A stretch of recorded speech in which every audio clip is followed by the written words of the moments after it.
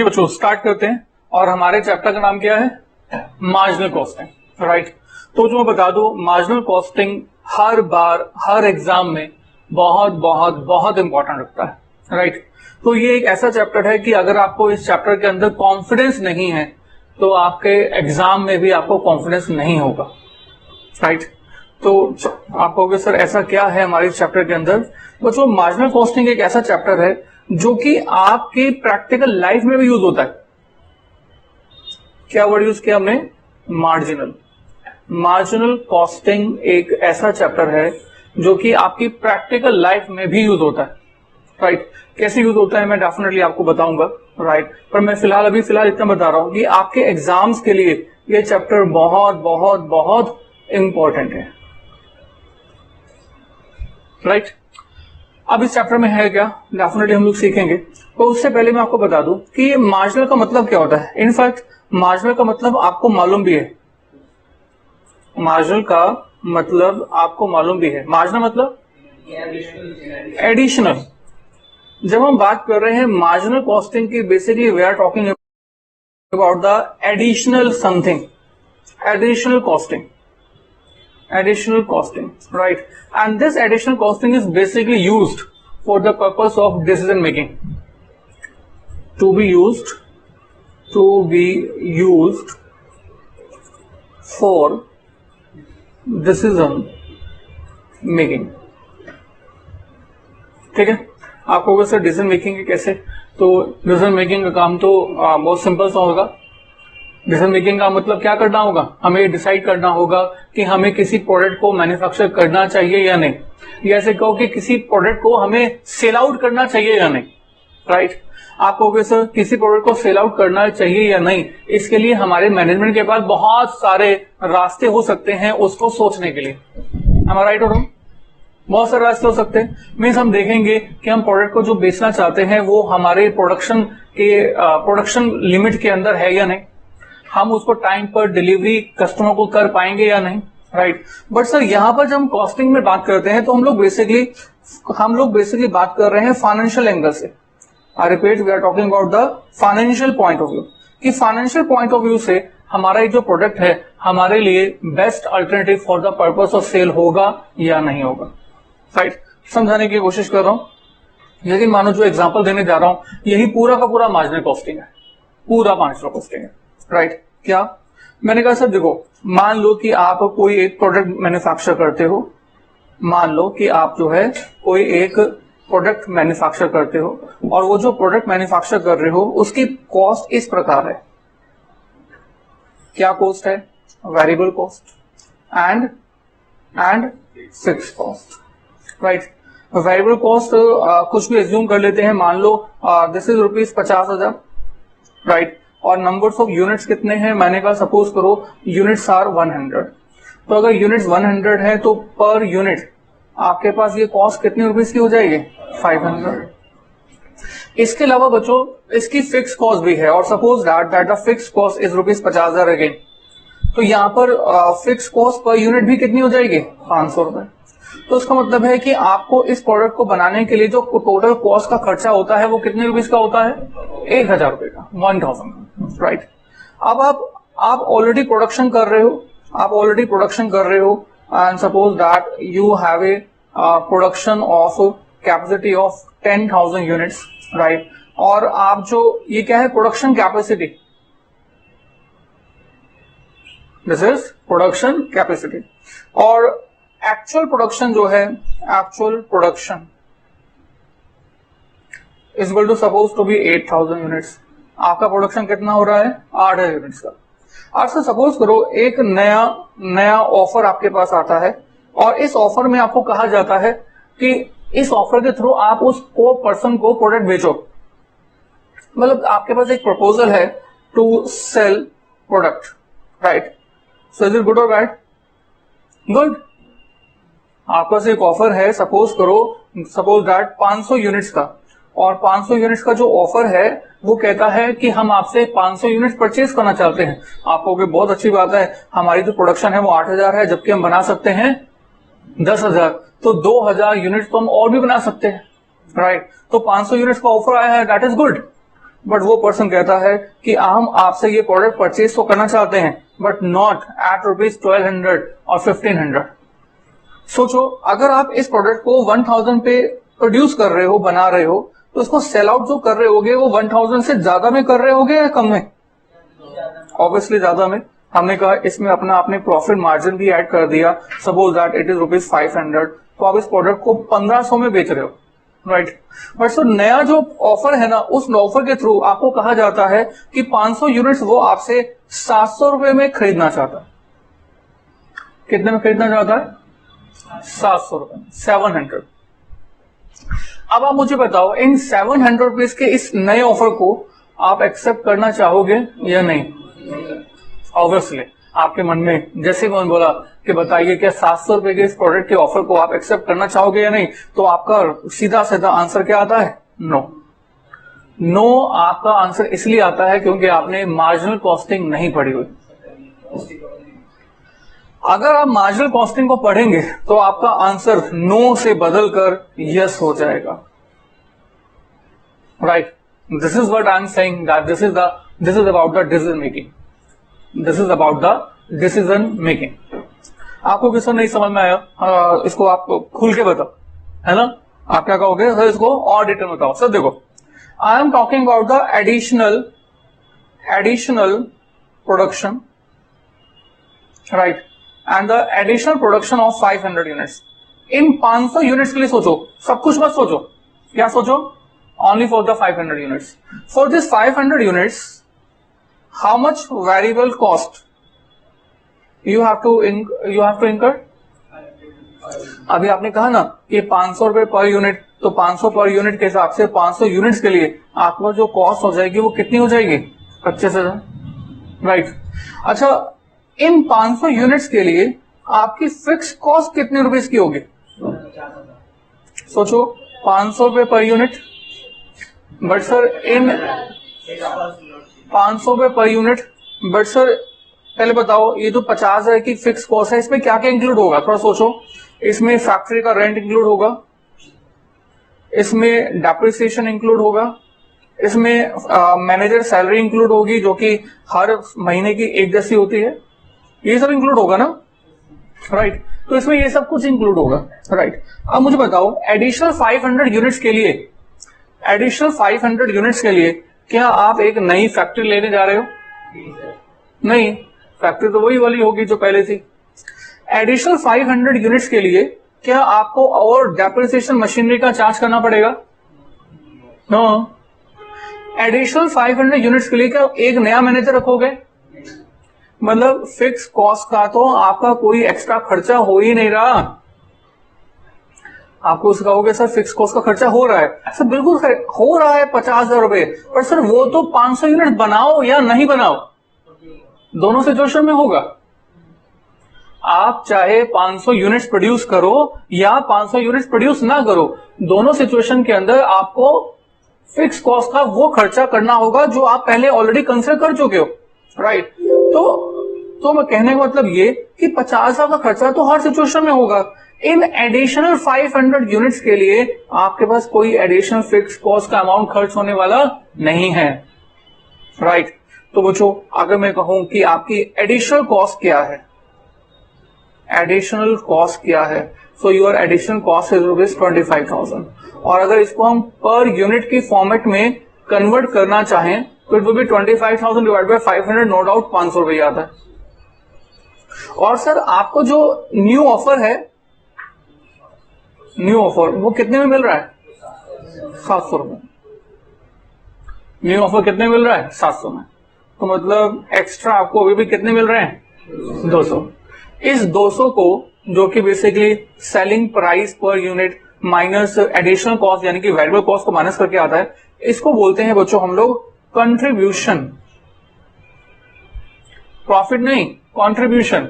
जब हम बात करते हैं कंट्रीब्यूशन की, तो कंट्रीब्यूशन में हम लोग एडिशनल वेरिएबल कॉस्ट को रिकवर कर लेते हैं, एडिशनल वेरिएबल कॉस्ट को माइनस कर लेते हैं। क्या माइनस नहीं की हुई हमने? Fix cost. क्यों नहीं माइनस की हुई? क्योंकि उन एडिशनल कॉस्ट के लिए हम लोगों ने एडिशनल फिक्स कॉस्ट खर्च भी कहां की है। एडिशनल फिक्स कॉस्ट खर्च करेंगे तो माइनस करेंगे, राइट। सो बच्चों, अगर कंट्रीब्यूशन आपके पास पॉजिटिव है, जैसे कि हमें दिख रहा है कि इट इज ए पॉजिटिव, तो हम लोग इस तरह के प्रोडक्ट को मैन्युफैक्चर करना चाहेंगे, राइट? यस ना? सो हम मैन्युफैक्चर भी करना चाहेंगे और साथ ही साथ सप्लायर को इस प्रोडक्ट को बेचना भी चाहेंगे. So we will like to sell this product to new customer, right? तो जो अंडर द मार्जिनल कॉस्टिंग, अब मैं आपसे पूछता हूं कि बच्चों बताओ मार्जिनल कॉस्ट क्या है? What do you mean by this marginal cost? Marginal cost means additional cost, right? और एडिशनल कॉस्ट एक्चुअल में होती कौन सी है, वेरिएबल वाली या फिक्स वाली? राइट, डेफिनेटली वेरिएबल वाली.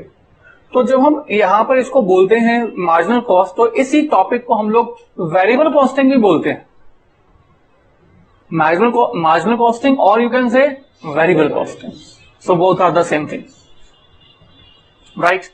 सो here in this chapter basically we will talk about the variable costing and we will talk about the additional production, additional supplier offer, additional basically new customer जो हम लोग अपनी current capacity से भी ज्यादा market में sell out कर सकते हैं. और उस पर्पज के लिए जो हम लोग कॉस्ट कंसिडर करेंगे वो हमारी टोटल कॉस्ट नहीं होगी बल्कि कौन सी होगी, वेरिएबल कॉस्ट. इस पर्पज के लिए हम लोग एक स्टेटमेंट फॉर्म करते हैं, statement of contribution you can से. और स्टेटमेंट ऑफ कॉन्ट्रीब्यूशन अब आप समझ भी चुके हैं. दिस इज बेसिकली कैसे आएगा? यस प्लीज, कैसे आएगा? Sales minus variable cost contribution, right? और बच्चों ये जो स्टेटमेंट होगी that we have to prepare in two terms, one in total and other in per unit. One in total and other in per unit. तो हम दो तरह से बनाएंगे. तो हमने कहा कहां से स्टार्ट कर रहे हैं, सेल्स से. तो सेल्स में हमने यहां पर टोटल लिख दिया और क्या लिख दिया, पर यूनिट, राइट? और माइनस क्या कर देंगे बच्चों, variable cost. Variable cost minus कर दिया एंड द रिमेनिंग क्या बचता है, इसको क्या बोलते हैं, कंट्रीब्यूशन. और माइनस कर देंगे, क्या बोलेंगे, फिक्स कॉस्ट. और अब आपके पास जो बचेगा दैट इज का बेसिकली प्रॉफिट. और हमारे जो डिसीजंस होंगे मार्जिनल कॉस्टिंग वो किस बेसिस पे होंगे, कंट्रीब्यूशन के बेसिस पे, right? Not on the basis of the profits but on the basis of the contribution. अभी तक जितने भी आपने टॉपिक्स पढ़े होंगे फाइनेंशियल अकाउंट्स में या फिर कभी सोचा होगा तो हमेशा ये सोचते होंगे कि प्रॉफिट अगर होता है तो हम काम करते हैं, प्रॉफिट नहीं होता है तो काम नहीं कर सकते हैं. बट सर ऐसा नहीं है, राइट? बच्चों ध्यान दो, मैं आपको बड़ा सिंपल प्रैक्टिकल एग्जांपल देता हूं. जब सेल फोन बेसिकली मार्केट में आए थे तो मुझे बताओ एक कॉल का रेट कितना होता था, अंदाजा मतलब कुछ याद, कुछ मालूम आपको? तो इट इज रुपीज 18 रुपए, 20 रुपए पर कॉल पर मिनट, राइट? अच्छा, धीरे धीरे ऐसा क्यों? क्योंकि जब नया सेल फोन आया तो नो डाउट बहुत सारी फिक्स कॉस्ट खर्च हुई. फिक्स कॉस्ट खर्च करने के बाद इसको रिकवरी की बात हुई. पर एक बार फिक्स कॉस्ट रिकवर हो गई, राइट? या फिर एक बार जो कैपेसिटी एक्सपेंशन होना था उससे कम हुआ तो उन्होंने सोचा कि एडिशनल कॉस्ट खर्च करके अगर हमें कुछ एक्स्ट्रा बच जाता है so we have to save it, right? तो ये जो कॉस्ट है, ये जो वैल्यू है आज के डेट में कितना हो गई है, 18 पैसे, 20 पैसे पर कॉल. मतलब कंपनीज कैसे सोचती हैं, ये सोचती हैं कि भाई अगर कॉल्स आती हैं तो कॉल से हमें रेवेन्यू आएगी 20 पैसे पर कॉल, राइट? हमारा खर्चा कितना होगा? अब जो खर्चा होगा वो कौन सा वाला खर्चा सोचती हैं, फिक्स कॉस्ट वाला जो कि आज से 10 साल पहले उन्होंने खर्च किया था? नहीं. कौन सा खर्चा, वेरिएबल कॉस्ट वाला. वो सोचती हैं कि वेरिएबल कॉस्ट पर कॉल कितना है, उन्होंने कहा कि वेरिएबल कॉस्ट 5 पैसे का है, तो सर अभी भी 15 पैसे पर कॉल तो कंट्रीब्यूशन बच रहा है, right? So they are working on the marginal costing, correct? Okay, marginal costing मतलब कौन सी कॉस्टिंग, एडिशनल कॉस्ट और you can say variable cost, I think clear, right. So conclude करते हैं, under marginal costing we are concentrating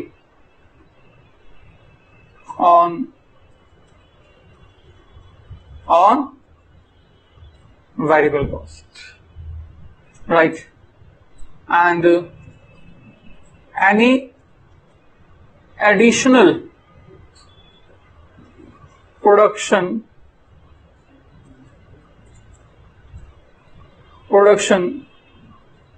will be beneficial only if additional revenue exceeds किसे, variable cost. ठीक है बच्चों, तो मार्जिनल कॉस्टिंग में basically हम लोग आपके साथ जो बात करते हैं वो किस बारे में बात करते हैं? हाँ जी, वेरिएबल कॉस्ट के बारे में। आई थिंक इजी कॉपी करेंगे छोटा सा कॉन्सेप्ट। अब जो इसके बाद मैं आपको बता दूं कि हम लोग सबसे पहले क्या करने वाले हैं। देखो, आपके इस चैप्टर के अंदर सबसे पहले जो आपके एग्जाम में सबसे ज्यादा आता है वो आता है सीवीपी एनालिसिस। क्या बोला मैंने? CVP analysis, right. तो जो कि हर एक मतलब हर बार कुछ ना कुछ आपको जरूर मिलेगा, पक्का कुछ ना कुछ मिलेगा, राइट। ये क्या है? That is cost volume profit analysis. I repeat again, cost volume profit analysis. इस एनालिसिस के अंदर हमारे पास कुछ फॉर्मूलाज हैं, कुछ कॉन्सेप्ट्स हैं। हम आज नेक्स्ट वीडियो के मतलब नेक्स्ट वाले क्लास के अंदर हम लोग सबसे पहले इन फॉर्मूलाज पर, इन कॉन्सेप्ट पर कंसंट्रेट करेंगे ताकि इस कॉस्ट वॉल्यूम प्रॉफिट एनालिसिस में आप लोग परफेक्ट हो जाएं।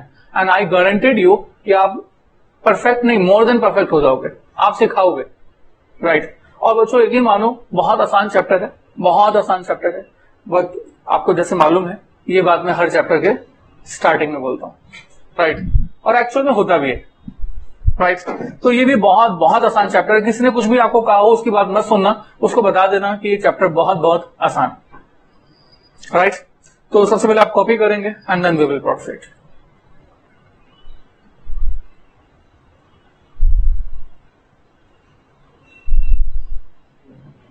यहां से ओके, ऑन इसे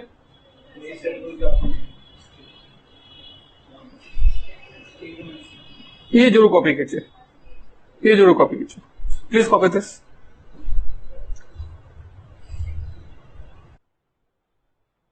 हाँ जी बच्चों, लेट अस प्रोसीड। आपने इससे पहले क्या किया? सीवीपी एनालिसिस स्टार्ट करने का एक बेसिक किया आपने, है ना। अभी तो हमने सीवीपी एनालिसिस स्टार्ट भी नहीं किया है, कुछ भी नहीं किया है। Now let us start with the CVP analysis. और मैंने आपको बता दिया है कि आपके एग्जाम में कुछ आए ना आए, इस पर बेस क्वेश्चन जरूर आता है, राइट। छोटा बड़ा, 2 नंबर का, 5 नंबर का, 10 नंबर का, डिफरेंट मार्क्स के इस टॉपिक पर बेस्ड क्वेश्चन बन सकते हैं। क्या नाम है हमारे टॉपिक का?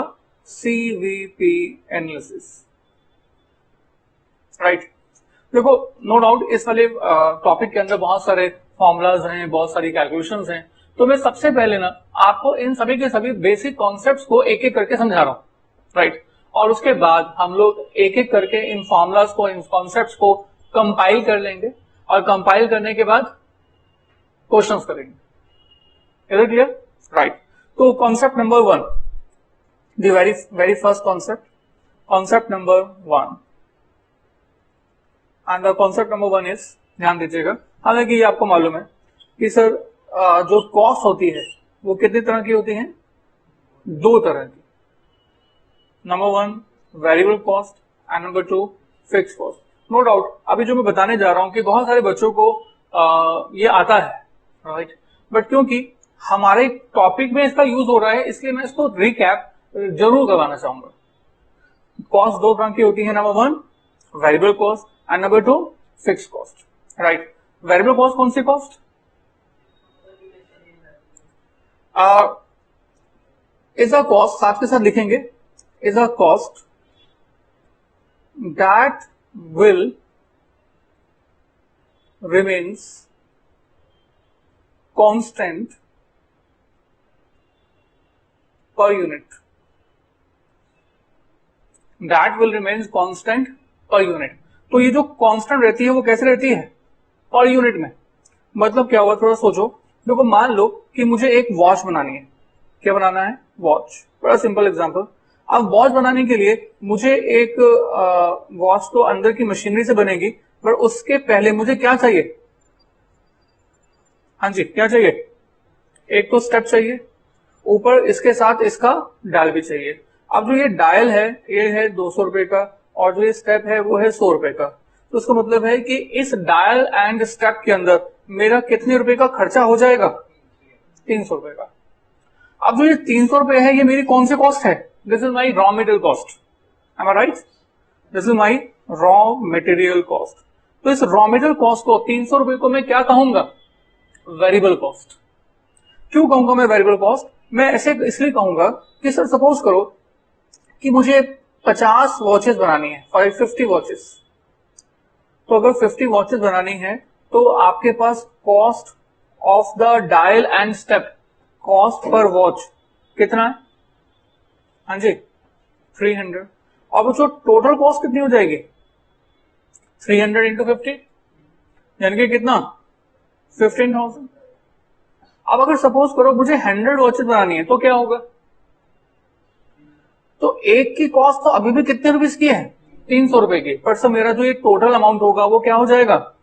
इंक्रीज हो जाएगा. अगर मान लो I have to make suppose 200 watches, तो cost per dial per step is 300 and for the 200 watches 60,000 and then 500 watches 300 रुपए per watch per step and per dial. तो टोटल कितना बचो? 1,50,000. I think clear? अच्छा, ये आपके पास टोटल कॉस्ट आ गई है. और हमने क्या सिखाया था आपको? हमने सिखाया था कि वेरिएबल कॉस्ट जो होती है वो कैसे सेम रहती है. आपको अगर सर पर यूनिट ये सेम कहां है? सर पर यूनिट तो अभी भी सेम है. जितनी मर्जी वॉचेस बनाते रहो, पर वॉच मतलब पर एक वॉच के लिए एक डायल चाहिए और एक स्टेप चाहिए. तो 300 रुपए का खर्चा तो हमारा ऑलरेडी फिक्स्ड है ना? 300 रुपए का हमारा खर्चा तो ऑलरेडी फिक्स्ड है. पर सर वेरिएबल कॉस्ट का जो लमसम का अमाउंट है वो हमेशा हमेशा प्रोडक्शन के बढ़ने के साथ साथ क्या होता रहेगा? बढ़ता रहेगा. राइट. तो हमारा यहां पर कॉन्सेप्ट ये भी है that variable cost in lump sum increases with increase in, साथ के साथ लिख रहे हैं नहीं? increase in production. राइट. क्योंकि ये एक ऐसा पॉइंट है जो मेरे अकॉर्डिंग आपको आता तो है बट रिवाइज जरूर करना है, क्योंकि इस पूरे पॉइंट का यूज हमारे इस कॉन्सेप्ट में, हमारे इस टॉपिक के अंदर होने वाला. So variable cost is a cost that will remains constant per unit and that will increases with the increase in production and that will decreases with the decrease in production. Right ना? चलिए, बहुत अच्छी बात. तो बच्चों हमने ये variable cost के लिए किया. अगर मैं फिक्स कॉस्ट की बात करूं तो चलो फिक्स कॉस्ट को एग्जांपल बताओ, क्या मन में आता है? Rent, factory rent, office rent, कुछ भी हो सकता है. तो रेंट जो है, मान लो फैक्ट्री का पूरे साल का रेंट जो है वो 1 लाख रुपए का है. ठीक है. उसके अलावा और बताओ. मैनेजर सैलरी, बोलो. Manager salary. अब मैनेजर की सैलरी तो हमें पे करनी ही पड़ेगी, चाहे तो प्रोडक्शन हो चाहे तो प्रोडक्शन ना हो. अगर आपने मैनेजर रखा हुआ है तो यू हैव टू पे the salary, so that is again fixed. Right. तो इसी तरह से डेप्रिसिएशन, डायरेक्टर सैलरी, बहुत सारे और भी हैं. मैंने कहा सर ये जो टोटल अमाउंट हो गया वो कितने रुपीस का हो गया? 4 लाख रुपए. राइट. अब बच्चों मैं आपसे पूछता हूं कि अगर आप 50 वॉचेस बनाओगे, 50 वॉचेस या 100 वॉचेस बनाओगे या फिर 500 बनाओगे या फिर 5000 बनाओगे. राइट. तो हमारा जो ये फिक्स कॉस्ट का खर्चा आपने अभी कैलकुलेट किया था, ये फिक्स कॉस्ट का खर्चा हर सिचुएशन में कितने रुपीस का होगा? हर सिचुएशन में ये कितने रुपीस का होगा? 4 लाख। ऐसा क्यों? फिक्स तो फिक्स होता है, इसका प्रोडक्शन से कोई लेना देना नहीं है। मतलब ये कि चाहे तो आप 50 बनाओ चाहे 5000 बनाओ, तो हमारी फिक्स को रेंट का जो अमाउंट है that will remain same, manager की salary will remain same, director की सैलरी विल रिमेन सेम। तो जनरल लैंग्वेज में तो ऐसे ही बोलते हैं, but that is not correct actually. हम क्या बोलते हैं? दैट फिक्स कॉस्ट, साथ ही साथ कॉपी कर रहे हैं, fix cost is a cost that will remains constant, that will remains constant every time, yeah, that remains constant for all level of production. You can say, क्या लिख सकते हैं इसको हम? for all level of production। ठीक है बच्चे? But जो हमने बोल तो दिया, but sir actually this statement is not wrong, is not good, is not correct, this statement is actually wrong. आप कहोगे सर कैसे? सर देखो, मैं सर मैं एक रूम में बच्चों को पढ़ा रहा हूं, ठीक है? इस रूम के अंदर सपोज करो मेरे पास 8 बच्चे, इस रूम का रेंट है सपोज दैट 15,000, तो rent is the fix cost और नॉट?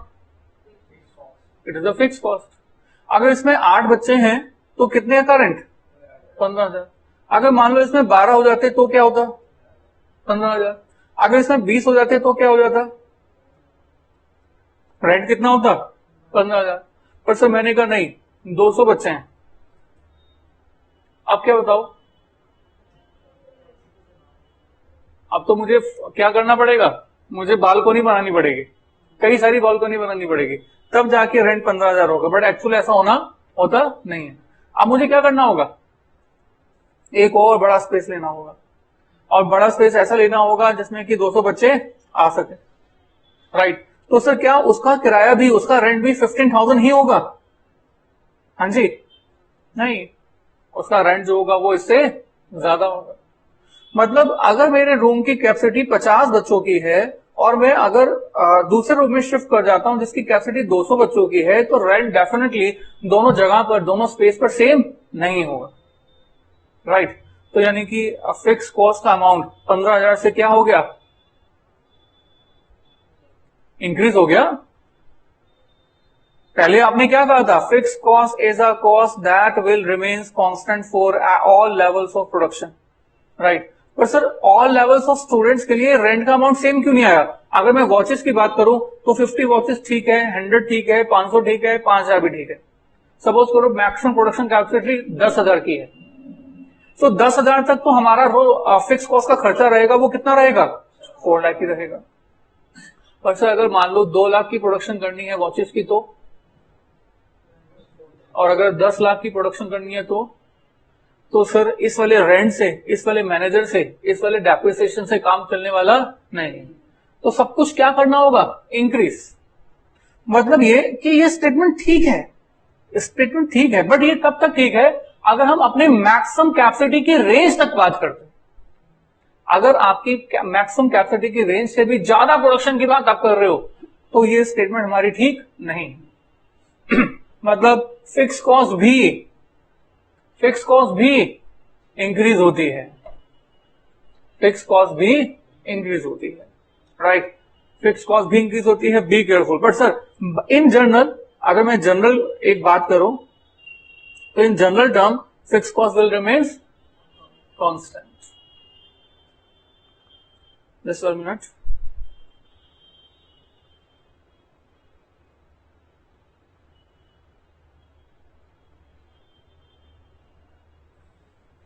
राइट, तो एक जनरल की बात करें तो पर से अपने माइंड में रखना कि फिक्स कॉस्ट भी इंक्रीज हो सकती है अगर हम अपनी मैक्सिमम कैपेसिटी से ज्यादा की प्रोडक्शन करते हैं। I think clear? ओके। अच्छा, अगर आपको कहा जाता है कि fix cost per unit fix cost per unit बताओ। हाँ जी, fix cost per unit change होती है, ध्यान दीजिए, ऐसा है या नहीं। देखो 4 लाख की कॉस्ट 50 वॉचेस, बताओगे फिक्स कॉस्ट पर यूनिट कितनी हो गई? डिवाइड कर दो, 4 लाख डिवाइड बाय 50, 8,000, 8,000 रुपए। अच्छा 4 लाख डिवाइड बाय 100, अब कितना हो जाएगा? 4,000। 4 लाख डिवाइड बाय 500, अब कितना हो जाएगा? 820, 800, ओके 800। और 4 लाख अपॉन 5,000, 80 रुपीज। तो सर क्या हो रहा है, जैसे जैसे प्रोडक्शन बढ़ता जा रहा है, जैसे जैसे प्रोडक्शन बढ़ता जा रहा है, वैसे वैसे फिक्स कॉस्ट पर यूनिट क्या होती जा रही है? डिक्रीज होती जा रही है, राइट ना। सो क्या कंक्लूजन निकालें? That fix cost per unit, yes please, fix cost per unit, right, decreases with increase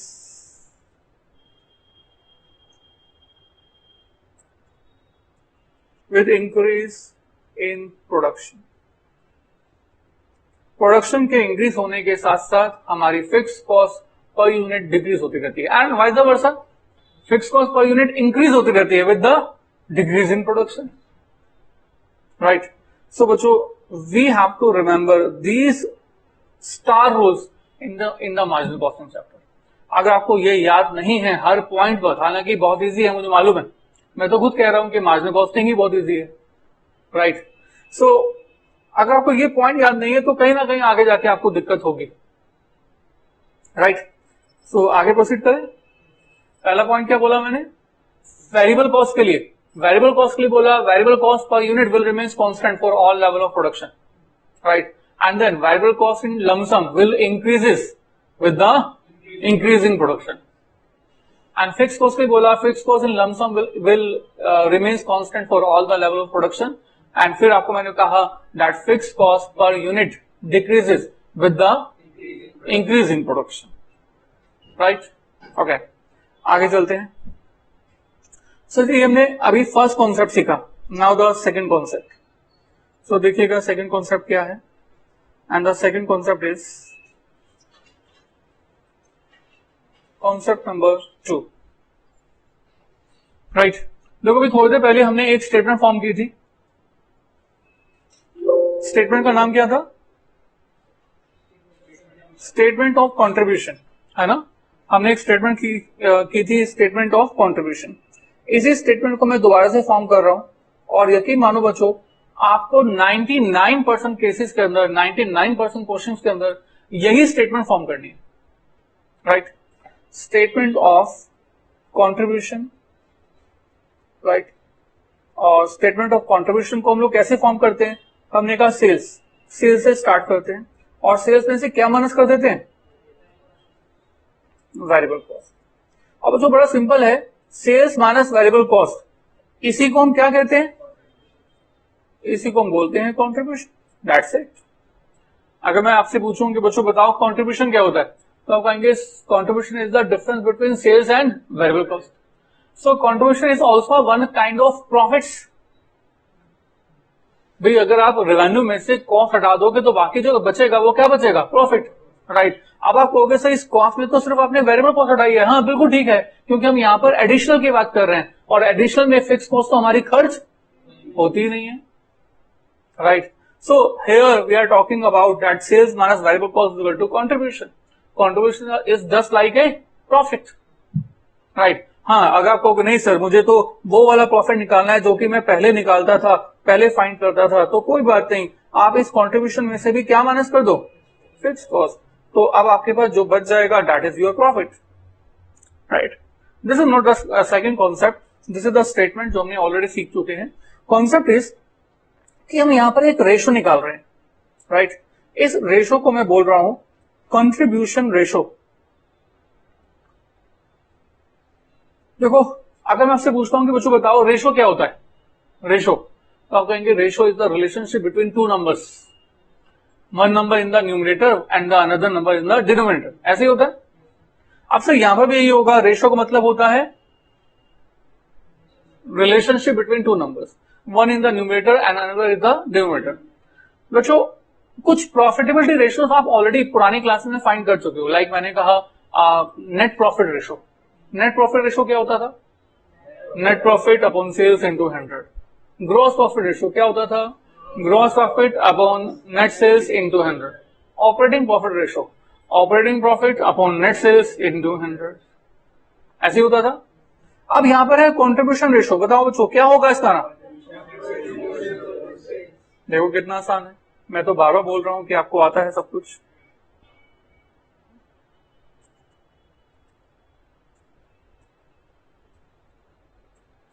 contribution upon sales into 100।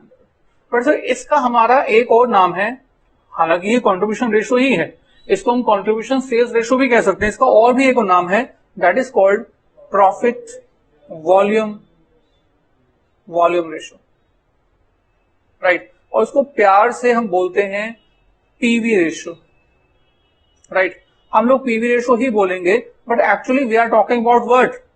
Contribution ratio. We are talking about the relationship of the contribution with sales. I think clear? अच्छा, तो बच्चों हमने ये contribution upon sales into 100 कर दिया। और ये contribution कैसे आता है? Sales minus variable cost is equal to contribution. But sir थोड़ा ध्यान दो, ये कंट्रीब्यूशन ऐसे बैकवर्ड भी आ सकता है। यस, अगर मैं आपको कहूं कि ये कंट्रीब्यूशन आपने कैसे फाइंड किया, तो आप कहेंगे it is equal to sales minus variable cost. बच्चों अगर आपने ये कॉन्सेप्ट बहुत ध्यान से अच्छी तरह से समझ लिए ना, तो सीवीपी एनालिसिस आपको बहुत बहुत आसान लगेगा, और आई गारंटीड यू कि आप सबको सिखाएंगे। और दूसरा फॉर्मूला क्या हो सकता है? बैकवर्ड आके। और ये बैकवर्ड आके कैसे होगा? Profit plus fix cost. I think clear? अच्छा, तो बच्चों ये हमने बेसिकली पहली स्टेटमेंट बना दी, मतलब कॉन्सेप्ट सीख लिया।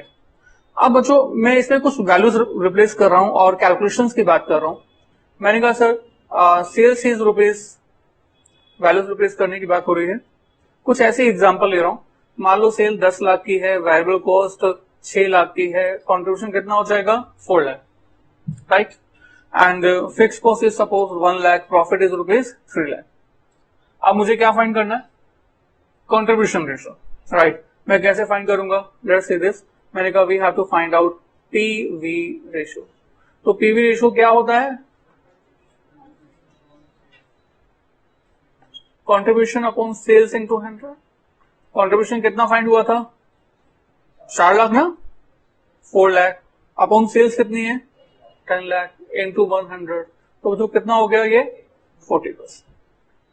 अब बच्चों जब ये पीवी रेशो 40% आ गया, इसको आप इंटरप्रेट कैसे करेंगे? इसको इंटरप्रेट करेंगे actually 40% nothing but the contribution का रिलेशनशिप सेल्स के साथ। So if the PV ratio is 40%, this means that the contribution is 40% of sales. I repeat again, if the PV ratio, if PV ratio is 40%, it means contribution is 40% of किस चीज का? Sales का। Very simple. आई think clear? Right. बच्चों बहुत ध्यान से सुनिएगा, समझिएगा।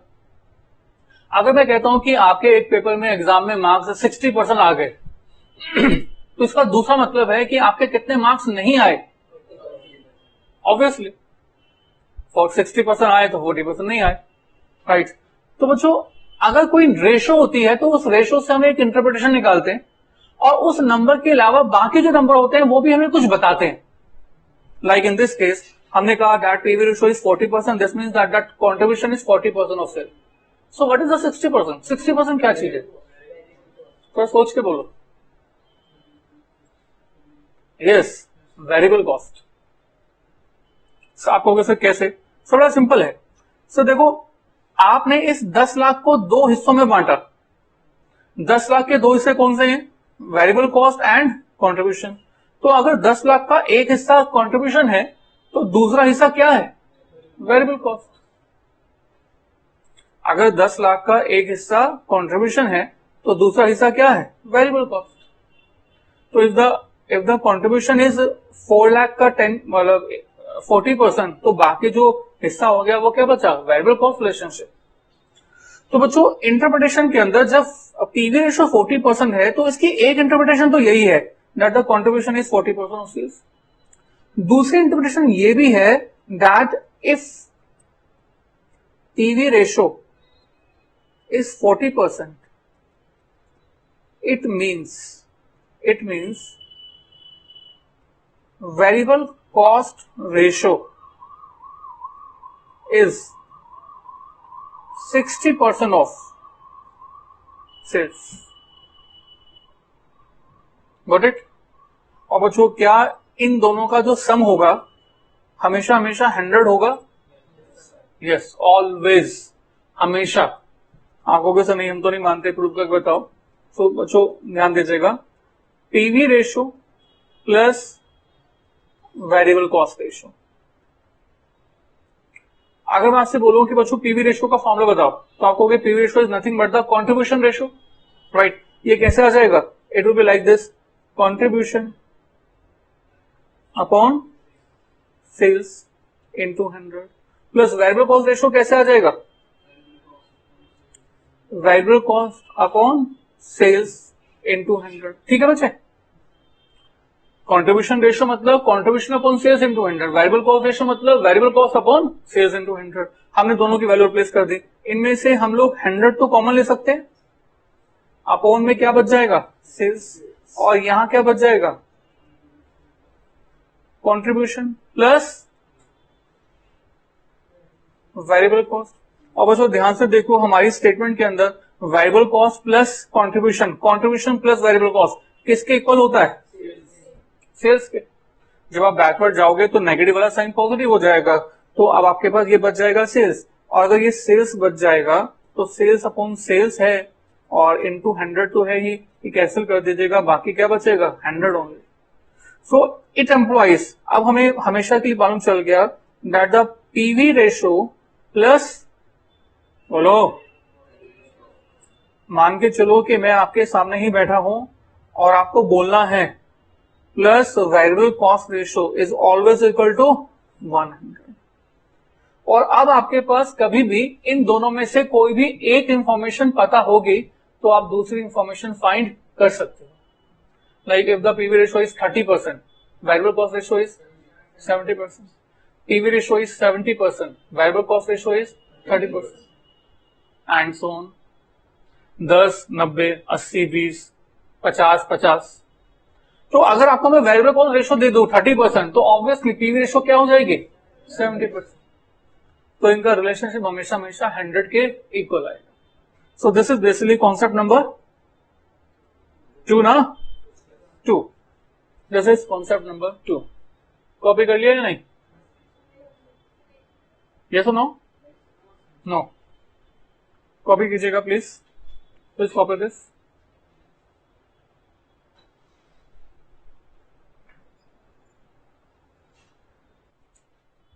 हाँ जी बच्चों, लेट अस प्रोसीड। तो हमने कॉन्सेप्ट नंबर 2 कंप्लीट कर लिया, राइट? 1 क्या था? 1 क्या था? कॉस्ट दो तरह की होती है। Number 1 fix cost and variable cost. Variable cost per unit constant, पर वेरिएबल कॉस्ट लमसम में increase with the increase in production. Fix cost lump sum में कांस्टेंट है, but fix cost per unit decreases with the increase in production. Concept number 2 क्या है? PV ratio. PV ratio, or you can say contribution ratio, is the relationship between contribution and sales. Contribution upon sales into 100 is the PV ratio, right? So it is just a relationship. It is a profitability ratio, like, right? So यहां पर आप contribution कैसे निकाल सकते हो? Sales minus variable cost करके, या फिर फिक्स कॉस्ट प्लस प्रॉफिट करके। उसके बाद हमने एक बहुत इंपॉर्टेंट कॉन्सेप्ट सीखा that variable cost ratio plus PV ratio is always equal to 100%। याद रहेगा? ओके, तो हम लोग साथ के साथ रिवाइज भी कर रहे हैं। अब हम और आगे प्रोसीड कर रहे हैं, that is concept number 3 and that is basically साथ के साथ कॉपी करेंगे break even point. Break even point, right. तो बच्चों जैसे मैं बोलता हूं ब्रेक इवन पॉइंट, बच्चों के मन में आता है नो प्रॉफिट नो लॉस। मैं पूछूंगा आपसे, बच्चों बताओ ब्रेक इवन पॉइंट क्या है, तो आप क्या बोलोगे? Sir no profit no loss. अरे भैया नहीं, नो प्रॉफिट नो लॉस तो ठीक है, यहां पर हम ब्रेक इवन पॉइंट बोलते हैं, याद रखना, level of sales, level of sales at which profit is zero, or you can say no profit no loss, profit is zero। तो जो ब्रेक इवन पॉइंट का मतलब किस चीज से होता है? सेल्स के लेवल से। ब्रेक इवन पॉइंट का मतलब किस चीज से होता है? सेल्स के लेवल से। Here the level of the sales is the basically break even point. अच्छा, सेल्स का लेवल दो तरह से फाइंड कर सकते हैं, शायद आपको मालूम है। एक तो यूनिट्स की फॉर्मेट में और एक रुपीस की फॉर्मेट में, राइट। हम कहते हैं कि अगर हम 1,00,000 रुपए की प्रोडक्शन करेंगे तो ब्रेक इवन पॉइंट आएगा, एक तो ऐसे बोल सकते हैं। या फिर हम ऐसे कह सकते हैं कि अगर हम 5,000 यूनिट्स बेचें तो वो ब्रेक इवन पॉइंट आ जाएगा। तो एक बार हमने यूनिट्स में कहा और दूसरी बार लमसम में कहा, टोटल में कहा। Got it? अच्छा, अब बच्चों यूनिट्स एंड रुपीस ये दो चीजें हो सकती हैं। अब मैंने कहा सर हम लोग कहां से स्टार्ट करें? यूनिट से स्टार्ट करें? Yes, late us start with the units. तो बच्चों अब मेरे पास आ गया ब्रेक इवन पॉइंट फाइंड करने का फॉर्मूला बताना, राइट। हालांकि मैं फॉर्मूला तो जल्दी से बता सकता हूं कि ये फॉर्मूला है दिस अपॉन दिस, राइट, पर थोड़ा सा इसको एनालाइज करके, राइट, एनालाइज करते हैं और इसको समझने की कोशिश करते हैं कि ये फॉर्मूला कैसे बन रहा है। देखो बच्चों, मान लो कि आपने जो है एक कोर्स कंप्लीट किया और कोर्स कंप्लीट करने के बाद जॉब नहीं की बल्कि एक शॉप खोली, दुकान खोली। बिजनेस है, जहां पर ज्यादा प्रॉफिट होगा वो करेंगे या फिर जॉब करेंगे? जहां ज्यादा प्रॉफिट होगा वो नहीं करेंगे। अच्छा चलो, एनीवे, राइट। अब सभी के सभी लोग जॉब चाहते हैं, पर जॉब किसको मिलती है? मतलब जॉब कहां मिलती है? जहां कोई बिजनेस करता है। तो बिजनेस कोई नहीं करेगा तो जॉब कैसे मिलेगी? किसी ना किसी तो बिजनेस करना पड़ेगा, जॉब तो बिजनेस में ही मिलेगी ना, तो बिजनेस तो करना पड़ेगा, राइट। चलो हमने कहा एक let us do the start a shop. किस चीज की शॉप खोले? कोई भी ऐसे बोल दो, बता दो।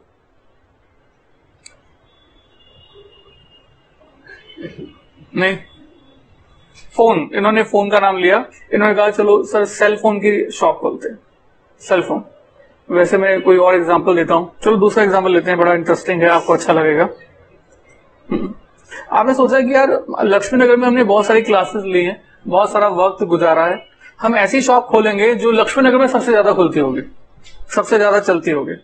आपने पूरी की पूरी मार्केट को एनालाइज किया कि यार इस मार्केट के अंदर ही मुझे दुकान खोलनी है और इस मार्केट में एक ऐसी दुकान खोलूंगा मैं जो कि इस मार्केट में सबसे ज्यादा चलेगी। पूरी मार्केट एनालाइज करने के बाद आपने एनालाइज किया कि यहाँ पर सबसे ज्यादा कौन सी दुकान चलती है? सर एजुकेशन के नहीं, कचौड़ी की। लक्ष्मी नगर की सबसे ज्यादा कचौड़ियां बिकती, राइट। बिजनेस को भी छोटा और बड़ा नहीं होता। क्या होता है? नहीं होता। क्या आना चाहिए? प्रॉफिट। तो आपने जो है एक कचौड़ी की दुकान के लिए सोचा। अच्छा सोचो, आपने तो मतलब पूरी कॉस्टिंग पड़ी होगी, तो उस सिचुएशन में आप क्या हो गए कि आपकी जो कॉस्ट होती है वो दो तरह की होती है। कौन कौन सी? वेरिएबल कॉस्ट और दूसरी क्या? Fix cost. अगर मैं कहूं कि कचौड़ी की दुकान में वेरिएबल कॉस्ट बताओ तो वेरिएबल कॉस्ट कौन कौन सी होगी? आटा, मैदा, घी, राइट, मसाले, ये सब क्या होगा? Variable cost. सो हमने कहा आटा, मैदा, घी, लेबर, ये सब वेरिएबल कॉस्ट होगी, राइट। जितनी प्रोडक्शन करेंगे उतनी ज्यादा कॉस्ट लगेगी, जितनी कम प्रोडक्शन करेंगे कॉस्ट भी कम लगेगी। आपने ये एनालाइज करके फाइंड कर लिया कि सर ये जो है ना हमारी 3 रुपए पर यूनिट लगेगी, राइट। फिक्स कॉस्ट बताना तो शॉप लेनी पड़ेगी, शॉप का रेंट पे करना पड़ेगा, और सोचो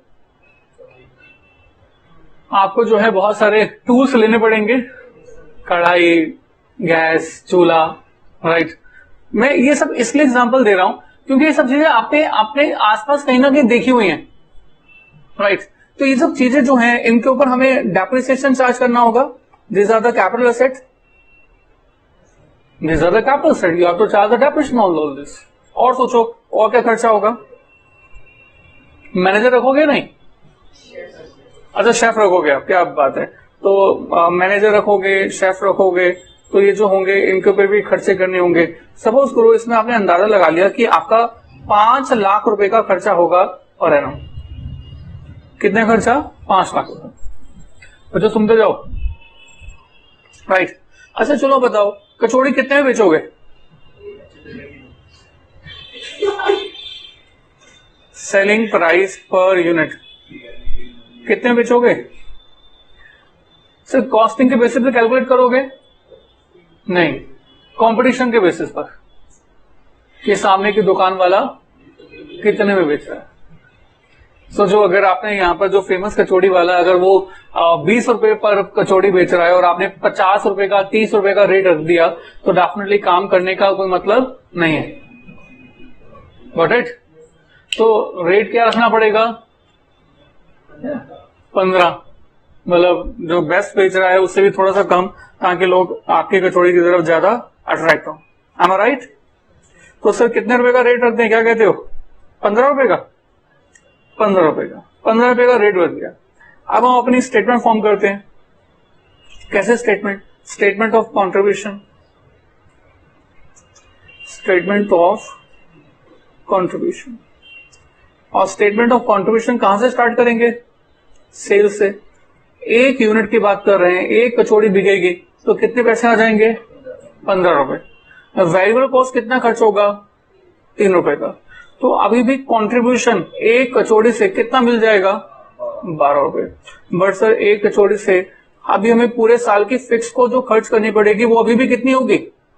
पूरे 5 लाख। तो प्रॉफिट अराइज हो जाएगा क्या?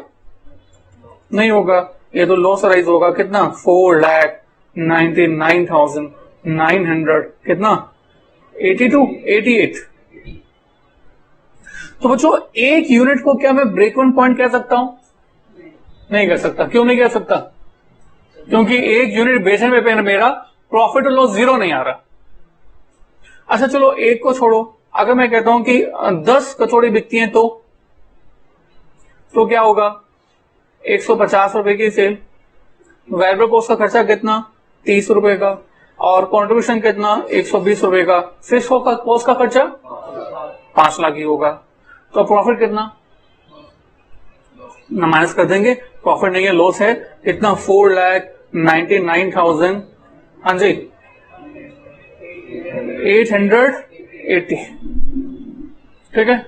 अच्छा और ऐसे बढ़ाते जाना है। मैंने कहा सपोज करो 1000 कचौड़ी बेचते हो तो क्या होगा? सेल्स वैल्यू कितनी? 1,50,000, sorry 15 into this, 15,000 only, not 1,50,000, it is 15,000। Am I right ना? तो ये कितना आ गया? 15,000। अच्छा वेरिएबल कॉस्ट कितनी? 3 इंटू 1,000। बच्चों समझ रहे हो, वेरिएबल कॉस्ट का खर्चा नंबर्स ऑफ प्रोडक्शन के साथ साथ बढ़ जाता है, आपने भी बढ़ा दिया। और कंट्रीब्यूशन कितना? 12,000। और फिक्स कॉस्ट कितना? 5 lakh.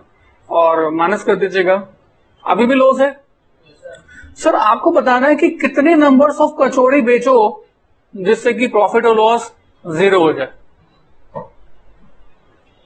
I think concept is clear.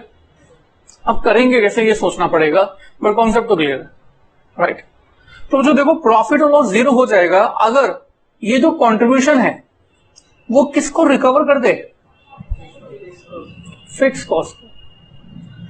अगर 5 लाख रुपए की रिकवरी हो जाए हर मतलब कंट्रीब्यूशन से तो प्रॉफिट और लॉस जीरो हो जाएगा। या ऐसे कहो कि कंट्रीब्यूशन में से फिक्स कॉस्ट माइनस करें, प्रॉफिट लॉस जीरो बचेगा, तो ऑब्वियसली हमारा ब्रेक इवन पॉइंट अचीव हो गया। बट सर कितने यूनिट्स में ऐसा होगा ये बताना है, राइट। अब इस पर्पस के लिए हमने कहा सर हम लोग स्टार्ट करेंगे फिक्स कॉस्ट से, फिक्स कॉस्ट। और इस फिक्स कॉस्ट जो कि कितने रुपीस की है, 5 लाख रुपीस की, राइट। एक यूनिट 1 यूनिट कॉन्ट्रीब्यूशन कितना पैसा रिकवर कर लेता है? सोचो 12 रुपए एक यूनिट से रिकवर होते हैं, 2 यूनिट से 24 रुपए, ऐसे कितने रुपए रिकवर करने हैं? तो कितने यूनिट चाहिए हमें? 5 लाख डिवाइड बाय 12, डिवाइड कर दो, फिर से 41667। If you sell 41667 units, then your profit or loss will be zero। आपको कि नहीं सर मैं तो नहीं मानता, हम तो इसको चेक करके देखेंगे। सब बिल्कुल चेक करना चाहिए, लेट्स चेक इट आउट। हम लोग एक काम करते हैं, स्टेटमेंट के अंदर ना, इस स्टेटमेंट में हम लोग ये वाली यूनिट्स ले लेते हैं। हम लोग स्टेटमेंट में ले लेते हैं दैट सपोज दैट कि हम लोग 41667 यूनिट्स ही प्रोड्यूस कर रहे हैं। तो सेल्स वैल्यू कितनी है? 41667 इंटू 15 मल्टीप्लाई कीजिए, कैलकुलेशन कीजिए, बताइए कितना आता है? 625005, राइट। माइनस क्या? Variable cost. वेरिएबल कॉस्ट 3 रुपए पर यूनिट है, तो इतनी नंबर ऑफ यूनिट्स के लिए कितना होगा? मल्टीप्लाई कर देंगे। यस प्लीज बताइए। 125005, बाकी कितना बचा? 5 लाख। और फिक्स कॉस्ट भी कितनी है? 5 लाख। प्रॉफिट और लॉस कितना आ गया? Very simple. So numbers of units आपने निकाला, कैसे निकाला बच्चों बताना तो? Fix cost divided bye 1 unit contribution. You can से fix cost divided bye contribution per unit. और बच्चों इस लेवल को, इसको हम क्या बोलेंगे अब? और जो ये ब्रेक इवन पॉइंट निकाला आपने, वो किस टर्म में निकाला? यूनिट्स की टर्म में। Got it? तो बच्चों ऊपर की तरफ मैंने स्पेस छोड़ा हुआ था, उसमें मैं फॉर्मूला लिख सकता हूं अब कि break even point is equal to fix cost in rupees, no doubt total, divided by contribution. Contribution क्या? Per unit, no doubt in rupees, right. तो बच्चों this is the break even point. अच्छा ये जो आंसर निकाला है वो किस टर्म में निकाला है हमने? यूनिट्स में। अब सर मुझे इसी आंसर को ना रुपीज में फाइंड करना है। I have to convert it into the rupees total में। कैसे करूंगा मैं? ध्यान दीजिए बच्चों, ध्यान दीजिए। मैंने break even point in units निकाल दिया।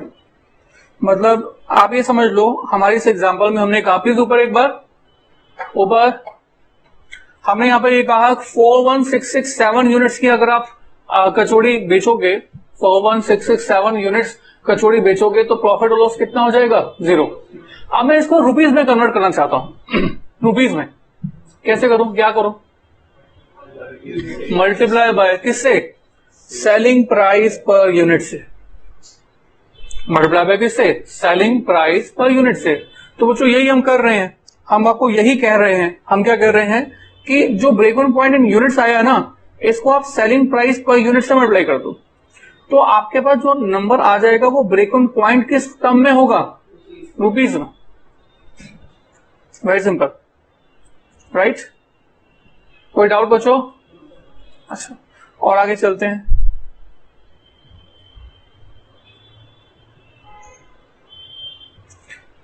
बच्चों ध्यान दीजिएगा ऊपर एक बार, जस्ट 1 मिनट प्लीज, ऊपर एक बार ध्यान दीजिएगा। हमने कहा sir break even point in units, इसका फॉर्मूला तो बताना मुझे। 1 मिनट के लिए ऊपर देखेंगे सिर्फ, नहीं तो आपको जादू लगेगा। इनटू क्या है ये? Selling price per unit is equal to break even point in what? Rupees. अच्छा break even point in rupees तो ठीक है, और आपने क्या किया है, ये है fix cost divided by contribution per unit तो है ही, और आपने सेलिंग प्राइस पर यूनिट को उठा के यहां ट्रांसफर कर दिया। ऐसा कर सकते हैं क्या? यस। ये तो मैथमेटिक्स है छोटा सा भी। अगर आपके पास x upon A upon into B लिखा हुआ है तो इसको आप ऐसे भी तो लिख सकते हैं, X upon A upon B, right. This is a simple mathematics. तो बच्चों यही हम कर रहे हैं, सेलिंग प्राइस पर यूनिट को, good, selling price per unit को कंट्रीब्यूशन के अपॉन में ले गए। This is simple mathematics, right. अब आप कहोगे सर ऐसा क्यों किया आपने, इससे क्या फायदा हुआ? सर फायदा ये हुआ कि ये जो नंबर है ना, ये नंबर हमने पहले कहीं स्टडी किया हुआ है, कॉन्सेप्ट नंबर 2 में, राइट। पर हाँ, वो पीवी रेशो मल्टीप्लाई बाय 100 करके आया हुआ था, यहां पर मल्टीप्लाई बाय 100 नहीं है। कोई बात नहीं, हमने कहा कि सर ये है तो पीवी रेशो ही, ये क्या है, price profit volume ratio, but sir ये जो रेशो है ना ये फ्रैक्शन में है।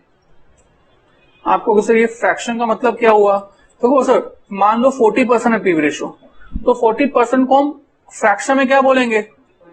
0.40। तो जब भी इस फॉर्मूले के अंदर हम लोग यहाँ पीवी रेशो यूज करेंगे तो वो रेशो हम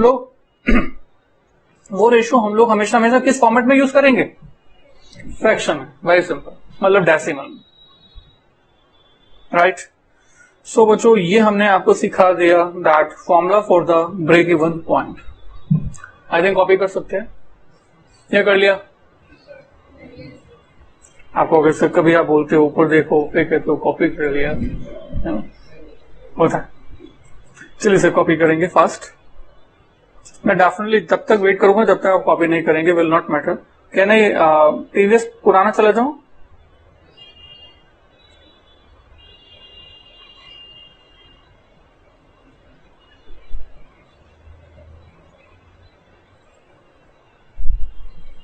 ये कॉपी हो गया बच्चों? Is it copied? Okay, please copy this portion also and then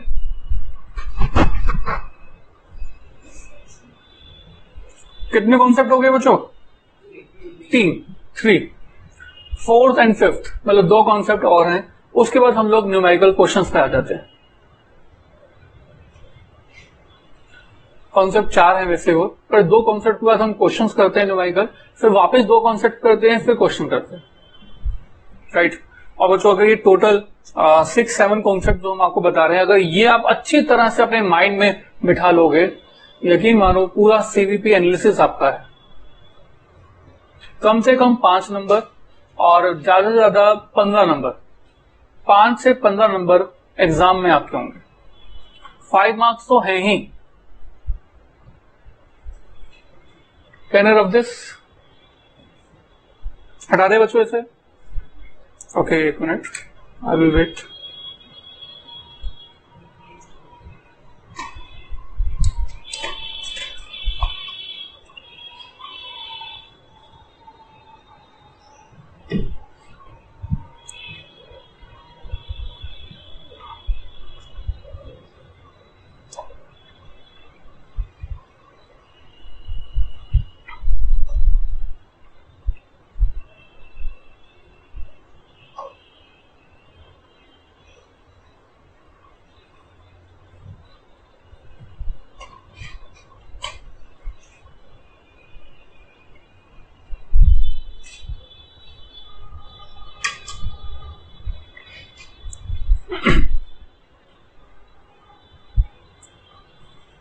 yes sir, done हो जाना चाहिए अब तक तो। Okay good, very very nice.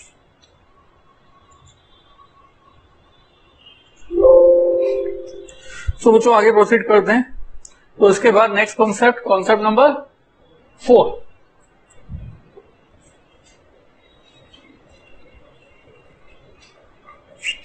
And the concept number 4 is दो सुनिएगा। And the concept number 4 is, देखो बच्चों आपने ब्रेक इवन पॉइंट निकाल दिया। क्या फाइंड कर दिया? Break even point. But sir आप जो बिजनेस कर रहे हैं वो बिजनेस क्या ब्रेक इवन पॉइंट के लिए कर रहे हैं?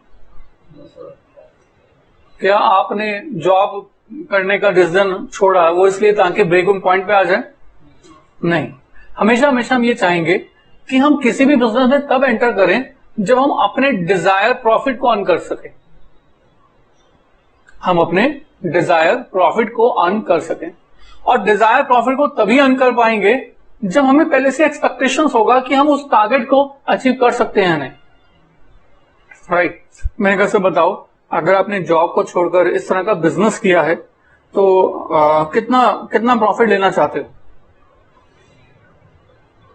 1 साल का 5 लाख, 10 लाख, 15 लाख, कुछ भी हो सकता है, राइट। तो इसको हम बोलेंगे डिजायर प्रॉफिट। क्या बोलेंगे?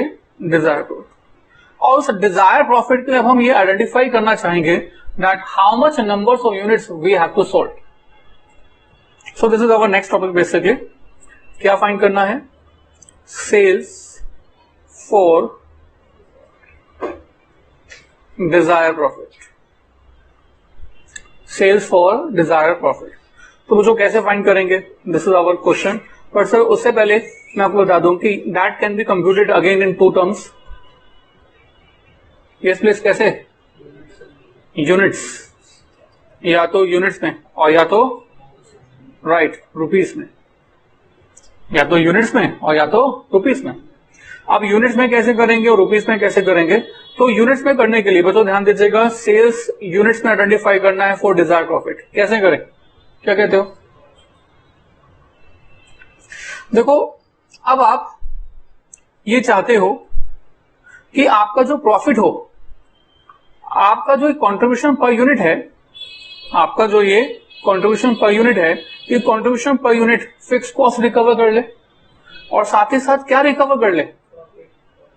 प्रॉफिट। और प्रॉफिट भी कितना? जो भी आपकी इच्छा है। मैं आपको कुछ भी बोल दिया, मैंने कहा सपोज 10 लाख, राइट। तो मतलब अब आप ये चाहते हो कि प्रॉफिट 10 लाख का रिकवर हो जाए और 5 लाख रुपए की फिक्स कॉस्ट रिकवर हो जाए, यानी कि कुल मिलाकर कितना कितना अमाउंट रिकवर करना चाहते हो? तो आप 15 लाख रुपए कमाना चाहते हो।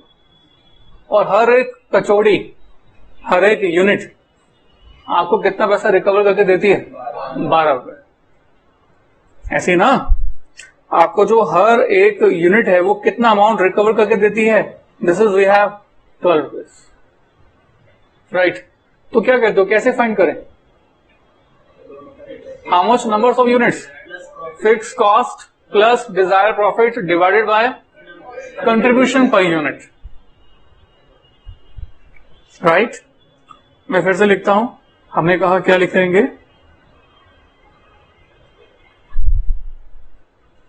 Fix cost plus desire profit and divided bye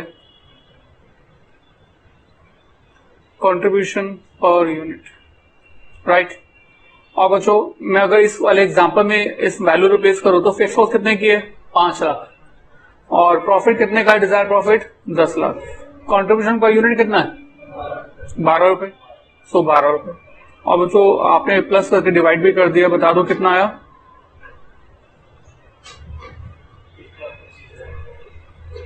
125। पक्का? I don't think so. 15 lakh divide by 12 पूरा, ओके, 1,25,000 ही आता है। तो बच्चों अगर आप 1,25,000 कचौड़ियां बेचोगे 1 साल में तो क्या लगता है बिक जाएंगे?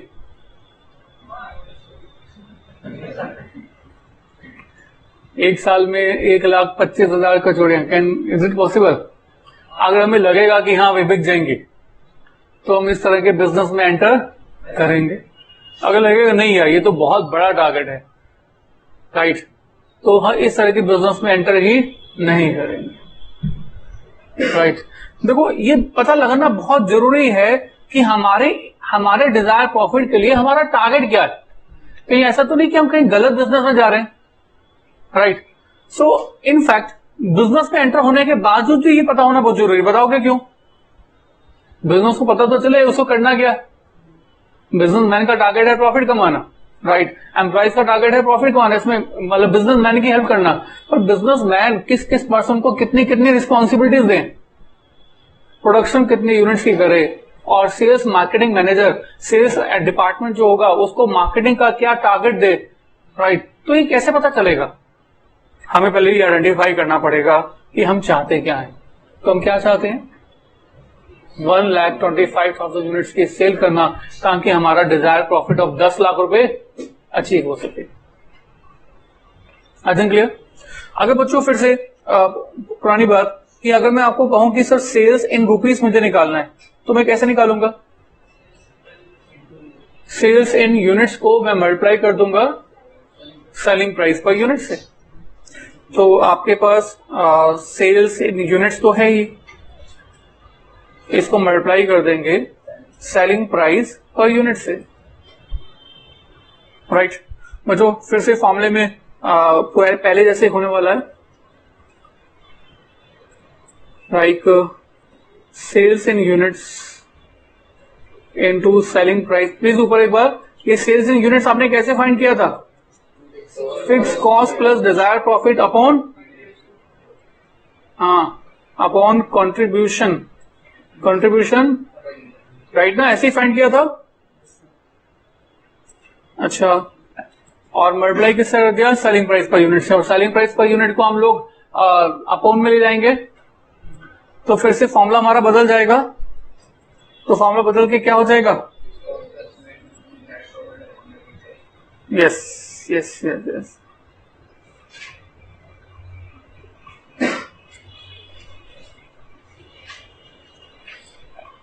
ये सेलिंग प्राइस पर यूनिट यहां पर अपॉन में आ जाएगा। This will be fixed cost plus desire profit upon contribution per unit upon selling price per unit, right. और ये contribution per unit upon selling price per unit क्या बन जाएगा? PV ratio. तो आपका बच्चों एक और फॉर्मूला बन गया, that is fix cost plus desire profit upon PV ratio. और बच्चों ये पीवी रेशियो फिर से किस टर्म में होना चाहिए? Right, that should be in fraction. मतलब 40% है तो 0.40, 60% है तो 0.60, 30% है तो 0.30, like this. I think clear. चलिए और आगे चलते हैं, कहने आगे प्रोसीड करें पक्का। Next is margin of safety. Margin of safety पर मैं सोच रहा हूं कि आपको न्यूमेरिकल स्टॉक क्वेश्चन स्टार्ट करवा देता हूं, उसके बाद आगे प्रोसीड करेंगे, that will be more good.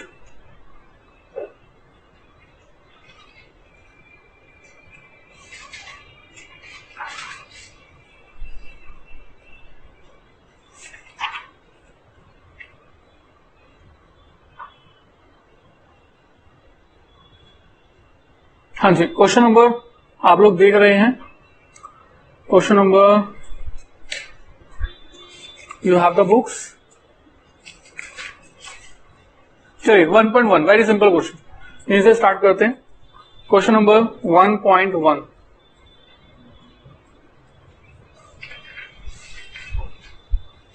I think question मिल गया। Question number 1.1 please. Yes, done? Right. And question says, calculate PV ratio in each of the following independent situations. तो आपको क्या फाइंड करना है? PV ratio. PV ratio बोले तो contribution upon sales into 100. Right. So we have to find out PV ratio. मैंने कहा ये रहा PV ratio, and this PV ratio is equal to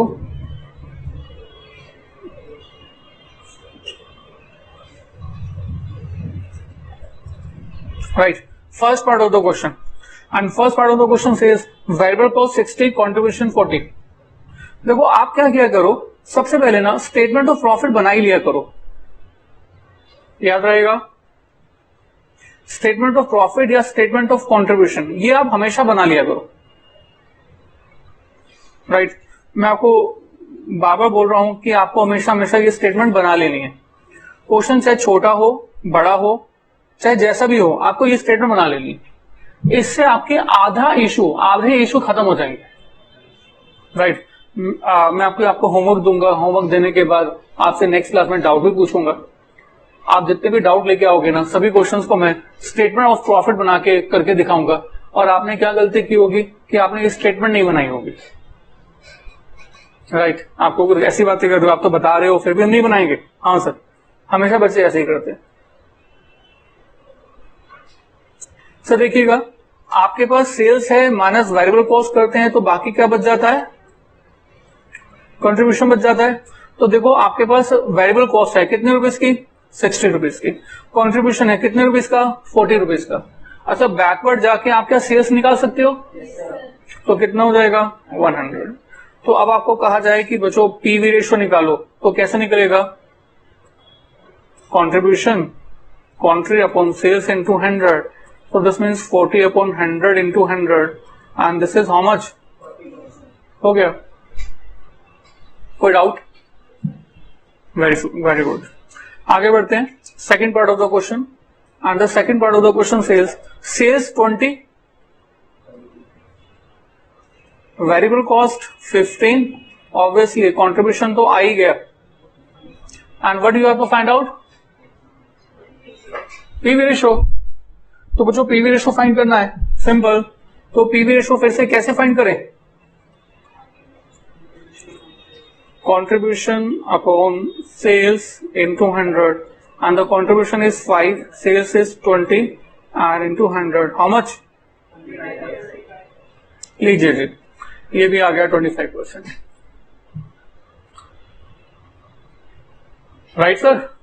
now the third part of the question, और देखो third part में question क्या कहते हैं, ratio of variable cost to ratio of variable cost to sales. So you have a ratio variable cost to sales is 84%। आपको कोई भी और इंफॉर्मेशन और नहीं दी हुई और आपको क्वेश्चन कह रहा है कि आप पीवी रेशो निकालो, कैसे करोगे, कोई फॉर्मूला नहीं यूज करना बच्चों, variable cost ratio plus PV ratio is equal to 100 होता है, और आपको वेरिएबल कॉस्ट रेशो गिवन है, तो बाकी जो बच जाएगा वो क्या होगा, पीवी रेशो होगा, यानी कि कंट्रीब्यूशन रेशो होगा। It employs that contribution ratio is equal to how much, 16%, ठीक है। And the fourth part of the question is profit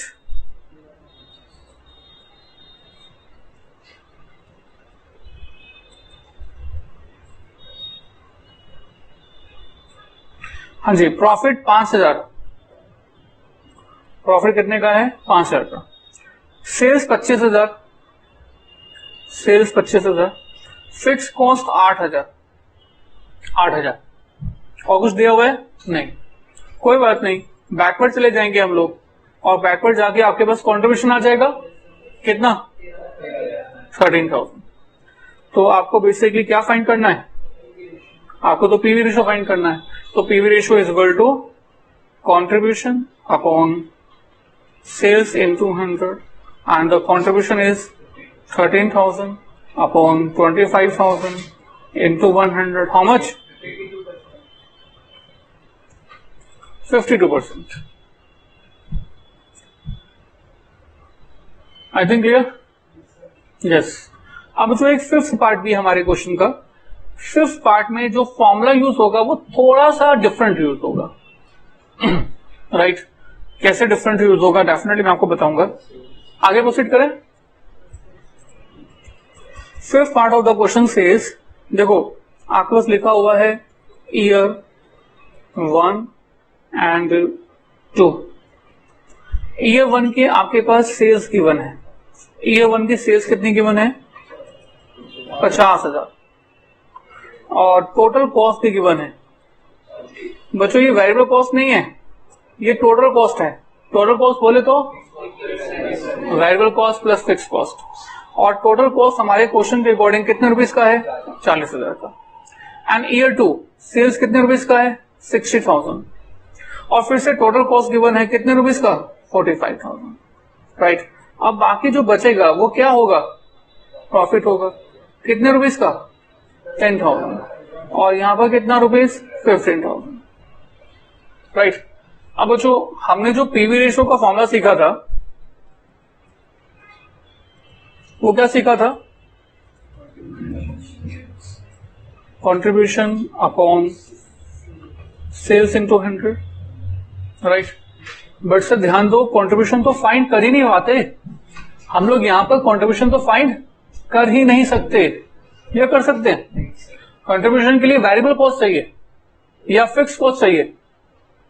अगर वेरिएबल कॉस्ट होगा तो sales minus variable cost contribution आ जाएगा, अगर फिक्स कॉस्ट होता है तो profit plus fix cost contribution आ जाता। तो दोनों ही चीजें हमें नहीं पता। तो बच्चों जब हमारा ये फॉर्मूला यूज नहीं हो पा रहा ना, तो हम आपको एक और नया फॉर्मूला बता रहे हैं, that is change in profit upon change in sales into 100। आपको वैसे तो अजीब फॉर्मूला हो गया, तो मैं भी प्रूफ करके दिखाऊंगा कि चेंज इन प्रॉफिट जो है ये वही कंट्रीब्यूशन ही है। I will prove this, but फिलहाल के लिए मैंने कहा this is one of the another formula for PV ratio.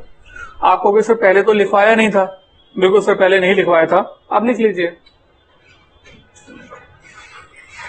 PV ratio के कॉन्सेप्ट में आपके पास ये भी एक फॉर्मूला है, ये तो फॉर्मूला था ही, और एक दूसरा फॉर्मूला क्या है, that is change in profit upon change in sales into 100, right. पर से दूसरा फॉर्मूला यूज कब करेंगे? जब पहला फॉर्मूला यूज नहीं हो रहा। अगर पहला फॉर्मूला यूज हो रहा है तो आप वो वाला फॉर्मूला यूज करो, सिंपल। आई थिंक क्लियर? अच्छा, आप कहेंगे सर इसको क्वेश्चन में यूज करते हैं। बिल्कुल सर, क्वेश्चन में यूज करते हैं, देखते हैं कि क्या रिजल्ट निकल के आता है।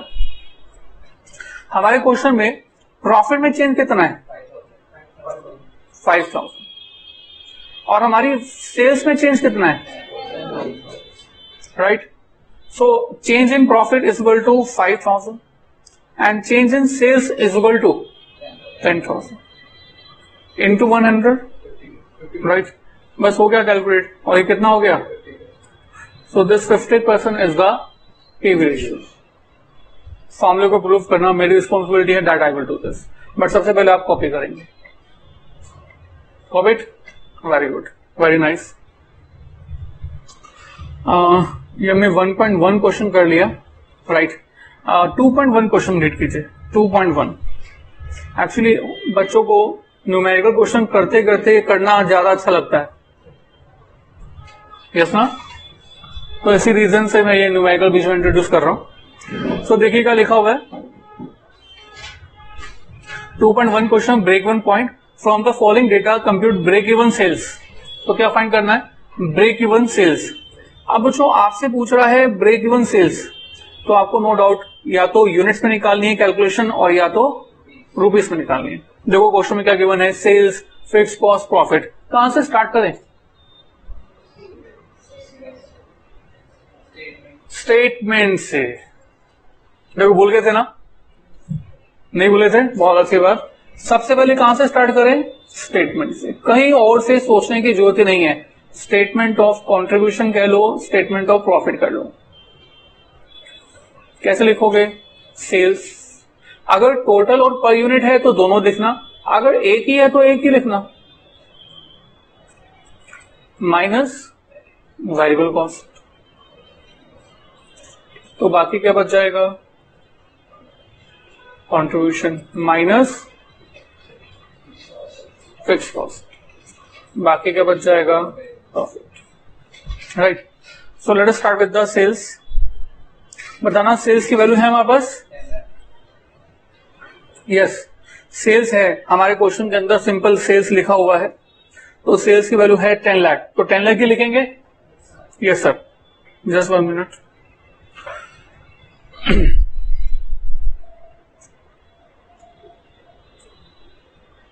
सेल्स 10 लाख।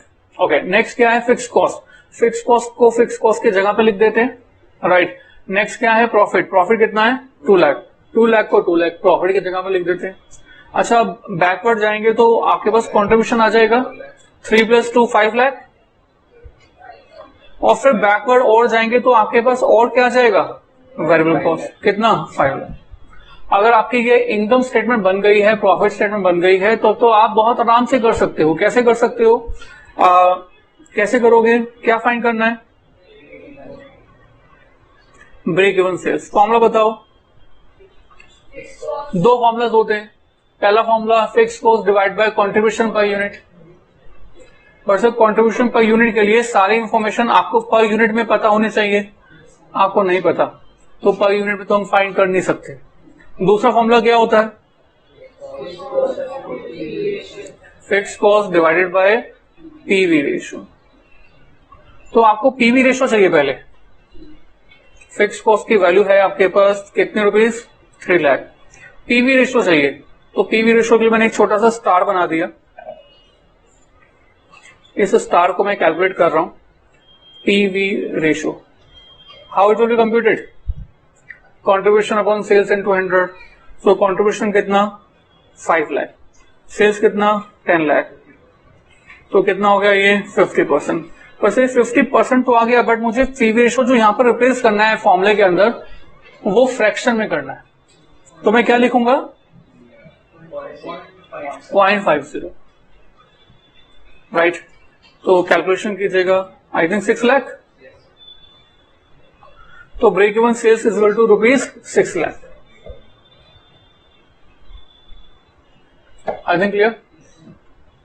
पक्का पक्का? आपको कि नहीं सर हम तो हमें प्रूफ करके दिखाओ कि जो आपने निकाला ना ये ब्रेक इवन है। सर प्रूफ कर सकते हो आप। कैसे कर सकते हो? कैसे कर सकते हो? देखो सेल्स है 6 लाख रुपए की। राइट, प्लीज ऊपर देखेंगे बाद। वेरिएबल कॉस्ट रेशियो कितनी है? 50% है ना। तो अगर सेल्स 6 लाख की है तो वेरिएबल कॉस्ट कितनी होगी? 3 lakh. Got it? Contribution 3 lakh. Fix cost, fix cost remains constant. Profit 0।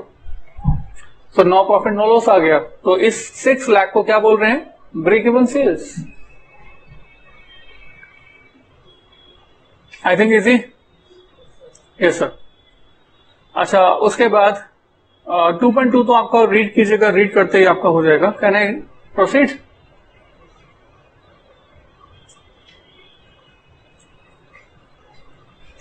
सो बच्चों एक और क्वेश्चन देख रहे हैं हम लोग आपके साथ।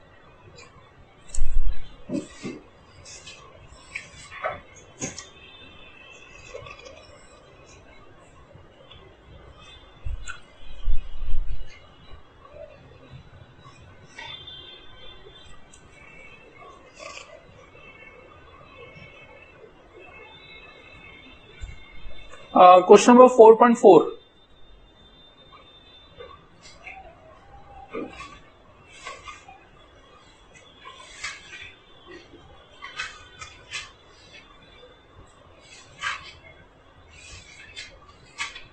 Question number 4.4।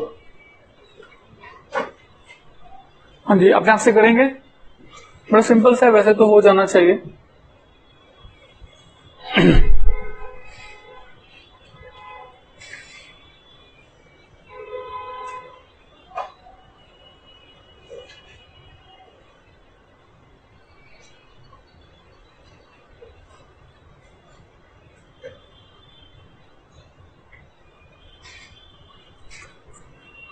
4.4 आप खुद अपने आप से कीजिएगा। 4.3 भी स्टार्ट कीजिए, मतलब पहले 4.4 कीजिए उसके बाद 4.3। Right, try this question first. मैं चाहता हूं कि आप इन दो क्वेश्चंस को अभी के अभी ट्राई करें, राइट नाउ।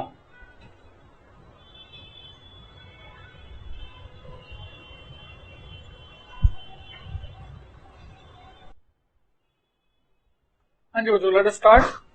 तो आपने नो डाउट क्वेश्चन ट्राई किया होगा 4.4, 4.3 और 4.3 4.4 क्वेश्चन तो आपका हो ही गया होगा।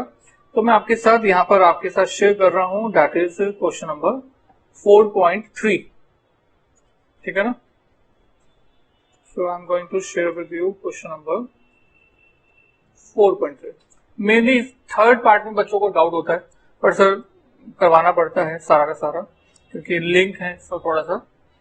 तो बच्चों स्टार्ट कहां से करेंगे? Statement of profits. अगर आपने नहीं किया तो यकीन मानो अभी तक आपने ये बात अच्छी तरह से नहीं मानी है मेरी। स्टार्ट कहां से करेंगे? स्टेटमेंट ऑफ प्रॉफिट से। और स्टेटमेंट ऑफ प्रॉफिट में जो जो हमें क्वेश्चन में गिवन है वो पहले रिप्लेस करते जाएंगे, लिखते जाएंगे। So let us start with the sales. और देखो यहाँ पर दो कॉलम बना लें, एक तो टोटल और एक per unit. Like very first point, question says Sultan plastic company makes plastic bucket and analysis of their accounting reveals variable cost पर बकेट। अच्छा 1 मिनट, तो सेल्स है ये और उसके बाद वेरिएबल कॉस्ट है ना, और इसके बाद माइनस कर देंगे तो आपके पास क्या आ जाएगा? कंट्रीब्यूशन। और कंट्रीब्यूशन में माइनस कर देंगे क्या? Fixed cost. तो आपके पास क्या आ जाएगा? प्रॉफिट। राइट। तो वेरिएबल कॉस्ट पर बकेट, राइट, एक यूनिट की वेरिएबल कॉस्ट के बारे में बता रहा है, कितने रुपीज की है? 20 रुपए की। तो पर यूनिट के नीचे में लिख देंगे फिक्स कॉस्ट। ये फिक्स कॉस्ट पर यूनिट नहीं है, टोटल है, तो टोटल में लिख देते हैं। And how much amount? 50,000 for the year, and this is about the year. Capacity 2000 buckets, मतलब हम लोग मैक्सिमम टू मैक्सिमम एक साल में कितनी बकेट बना सकते हैं? 2000। तो 2000 maximum capacity. Okay. Selling price पर बकेट इज ₹70। तो बच्चों ये पर यूनिट है, पर यूनिट है तो कहां पे लिख देंगे? सेल्स में, पर यूनिट में। तो डिफरेंस आपके पास कंट्रीब्यूशन आ जाएगा कितना? 50 रुपए का। राइट। अच्छा, क्या यहीं से आप क्या प्रॉफिट फाइंड कर सकते, सॉरी पीवी रेशो फाइंड कर सकते हैं? यस, व्हाई नॉट, इजिली आ जाएगा। PV ratio contri upon sales into 100 and contribution is 50, sales 70 into 100, how much? 4285%. So this is the basically PV ratio. Is that clear? तो बच्चों आपने PV ratio find कर दी और कंट्रीब्यूशन पर यूनिट तो आपको मालूम ही है। अब देखो first part of the question हमें कहता गया है, क्वेश्चन कहता है find the break even point. जब हम क्वेश्चन कह रहा है कि ब्रेक इवन पॉइंट निकालो, बेसिकली वो नंबर्स ऑफ यूनिट्स निकालो जिनको बेचने पर हमारा प्रॉफिट और लॉस 0। तो कैसे फाइंड करते हैं? Fix cost divided by contribution. Contribution क्या? Per unit. तो बच्चों fix cost, how much fix cost? Fix cost भी है, यस हमें मालूम है 50,000 है, तो यहाँ 50,000 आ जाएगा, ठीक है ना। और कंट्रीब्यूशन पर यूनिट मालूम है क्या आपको? 50 रुपए का। तो आपके पास नंबर ऑफ यूनिट्स आ गए, कितनी बच्चों? 1000 ना। तो अगर आप 1000 यूनिट सेल कर देंगे, अगर आप 1000 यूनिट सेल कर देंगे तो आपका प्रॉफिट और लॉस कितना हो जाएगा? 0। और बच्चों अगर आपको यही ब्रेक इवन पॉइंट रुपीज में फाइंड करना है तो कर सकते हैं, कौन सी बड़ी बात है, ये तो बड़ा सिंपल हो जाएगा। Break even point in rupees is equal to break even point in units into selling price per unit. तो ये है 1000 into selling price per unit. बच्चों ये हमें मालूम है? नहीं मालूम है। कितने रुपीज है? 70 रुपए। मल्टीप्लाई कर दिया है और ये आ जाता है 70,000। तो बच्चों अब हम कह रहे हैं कि अगर हमारी कंपनी 70,000 रुपए की सेल करती है तो नो प्रॉफिट नो लॉस। और यू कैन से अगर हमारी कंपनी 1000 यूनिट्स बेचती है तो no profit no loss. Right. So this is the first part of the question. I think ये फर्स्ट पार्ट आपने कर भी लिया होगा। Now the second part of the question, and question says find the numbers of buckets, यानी कि units, find the numbers of buckets to be sold to get profit of ₹30,000। कहता है कि हमारा जो डिजायर प्रॉफिट है, डिजायर प्रॉफिट जो है वो कितने रुपीज का है? 30,000 रुपए का। हम 30,000 रुपए का प्रॉफिट अर्न करना चाहते हैं। बताइए इस 30,000 रुपए के प्रॉफिट के लिए हम कितनी नंबर्स ऑफ यूनिट्स बेचे, सेल आउट करें? राइट। तो जो क्या कहते हो, कैसे क्या फाइंड करना है? We have to find out sales numbers of units for, right, for desire profit. Right. मतलब अब आप फिक्स कॉस्ट तो अर्न करना ही चाहते हो, साथ ही साथ डिजायर प्रॉफिट भी अर्न करना चाहते हो, जो कि हमें क्वेश्चन में ऑलरेडी गिवन। राइट। तो ये कितना है? Just 1 minute.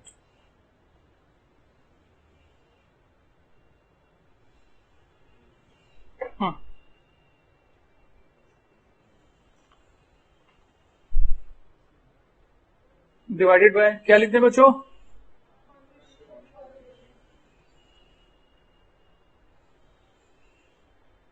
तो फिक्स कॉस्ट, तो बच्चों फिक्स कॉस्ट हमारे क्वेश्चन में गिवन है 50,000 एंड डिजायर प्रॉफिट कितने रुपीस का? 30,000। कंट्रीब्यूशन पर यूनिट, अच्छा पीवी रेशो आएगा क्या? नहीं, क्योंकि क्वेश्चन में खुद ही कह रहा है कि नंबर्स ऑफ बकेट बताओ, मतलब नंबर्स ऑफ यूनिट बताओ। So there is no need to compute, मतलब रुपीस में निकालने की कोई जरूरत नहीं है। और कितना है कंट्रीब्यूशन पर यूनिट? 50 रुपए का, 50 ना, तो 1600। अगर 1600 यूनिट्स हमारी कंपनी बेचेगी तो उसका प्रॉफिट कितना होगा? 30,000 रुपए का। आई थिंक क्लियर? ये सेकेंड पार्ट कर लिया बच्चों हमने क्वेश्चन में। Now the third part of the question, and the third part of the question says if the company can manufacture 600 buckets more per year, अगर हमारी कंपनी 600 बकेट्स और बनाए with an additional fix cost of ₹2,000, कहता है कि अगर हमारी company मोर buckets कितनी बनाए? 600, और ऐसा करने के लिए हमारी कंपनी को एडिशनल फिक्स कॉस्ट जो खर्च करनी होगी वो कितने रुपीस की खर्च करनी होगी? 2,000 रुपए। मतलब जो 50,000 की पहले कॉस्ट खर्च हो रही है वो तो हो ही रही है, उसके अलावा ये 2,000 रुपए और खर्च करने हैं। तो यानी कि टोटल आपके पास कितना हो जाएगा? टोटल फिक्स कॉस्ट कितनी हो जाएगी? 52,000। तो it employs that new fixed cost 50,000 पहले वाला, 2,000 नए वाला, तो दैट इज ₹52,000। तो अगर हमारी कंपनी की नई वाली फिक्स कॉस्ट 52,000 रुपए है, what selling price, what should be the selling price? बताओ सेलिंग प्राइस पर यूनिट कितना होगा? What should be the selling price to maintain the profit per bucket? इतना सेलिंग प्राइस होना चाहिए जिससे कि प्रॉफिट पर बकेट यानी कि प्रॉफिट पर यूनिट कितना होना चाहिए? Same as before. Profit per bucket as at second above, किसके बराबर? Second above. क्वेश्चन समझ में आया? आपको डायरेक्टली डिजायर प्रॉफिट नहीं बता रहा, आपको इनडायरेक्टली बता रहा है कि डिजायर प्रॉफिट क्या है। कितना डिजायर प्रॉफिट? जितना सेकंड पार्ट में हमने प्रॉफिट निकाला उतना नहीं, उतने के पर यूनिट बकेट के बराबर। टोटल की बात नहीं कर रहा बच्चों, क्वेश्चन की लैंग्वेज सबसे इंपॉर्टेंट होती है, ध्यान रखना। क्वेश्चन कह रहा है कि प्रॉफिट पर बकेट जो हमारे सेकंड पार्ट में आया था उसके बराबर प्रॉफिट होना चाहिए। अब उसके बराबर मतलब क्या हुआ? देखो हम पहले सेकंड पार्ट में चले जाते हैं। सेकंड पार्ट में प्रॉफिट कितना था? 30,000 रुपए, ठीक है। सेकंड पार्ट में नंबर्स ऑफ यूनिट्स कितनी बेची हमने? 1600। ये हमने फाइंड किया ना, हमने कहा 30,000 के प्रॉफिट के लिए 1600 यूनिट बेचना चाहिए, तो हमने कहा numbers of unit divided by numbers of units in second part it's 1600। तो जो अब आपके पास यहां पर प्रॉफिट पर बकेट आ गया 18.75, 4 डिजिट तक मैंने हमेशा बोला हमेशा कैलकुलेशन 4 डिजिट तक करना, इसके आगे कुछ तो नहीं है। अच्छा नहीं है तो छोड़, 18.75 आ गया, राइट। तो क्वेश्चन क्या कह रहा है हमारा? Third part of the question says कि जो ये प्रॉफिट पर बकेट है ना, that should be remains constant in the next part. I think clear? So it should be profit per unit in third part, right? तो बच्चों ये profit per unit है। अब मुझे बताओ कि थर्ड पार्ट में नंबर्स ऑफ यूनिट्स कितनी है? क्वेश्चन क्या कह रहा है? कहता है कि मोर बकेट 600, 600 और किससे और कैपेसिटी से। आपके पास जो नंबर्स ऑफ बकेट्स की कैपेसिटी पहले थी वो कितनी थी 2000। क्वेश्चन कर रहा है कि 600 और अगर हमारी देखो कैपेसिटी बढ़ रही है तभी तो फिक्स कॉस्ट बढ़ रही है। याद हमने सीखा था कि फिक्स कॉस्ट कब बढ़ती है जब कैपेसिटी से भी हम ज्यादा प्रोडक्शन करते हैं। तो हम 600 और बकेट्स बना रहे हैं और फिक्स कॉस्ट बढ़ रही है तो हम लोग बेसिकली किससे ज्यादा बना रहे हैं कैपेसिटी से। तो थर्ड पार्ट में जो आपके पास नंबर्स ऑफ यूनिट्स हैं, नंबर्स ऑफ बकेट्स, वो कितनी है 2000 जमा 600 यानी कि 2600। राइट। तो इससे बच्चों आप क्या Dzire profit in total in rupees find कर सकते हो। Obviously yes. कैसे हो जाएगा 2600 इंटू ये प्रॉफिट पर बकेट तो आप ऑलरेडी फाइंड कर चुके हो। यस। सो मल्टीप्लाई कर दिया आपने कितना 750 48750। सो प्रॉफिट पर टोटल डिजायर प्रॉफिट इज 48,750। तो इतना प्रॉफिट हम चाहते हैं। राइट। इतना प्रॉफिट अगर हम चाहते हैं तो अब आपको बताना है कि नंबर्स ऑफ यूनिट्स कितनी होनी चाहिए। क्वेश्चन क्या पूछता है फिर से रीड करो। If the company can manufacture 600 buckets more per year with an additional fix cost of ₹2000 what should be the selling price. अच्छा आपको फाइंड क्या करना है सेलिंग प्राइस। कहते हैं कि बताओ सेलिंग प्राइस कितना होना चाहिए।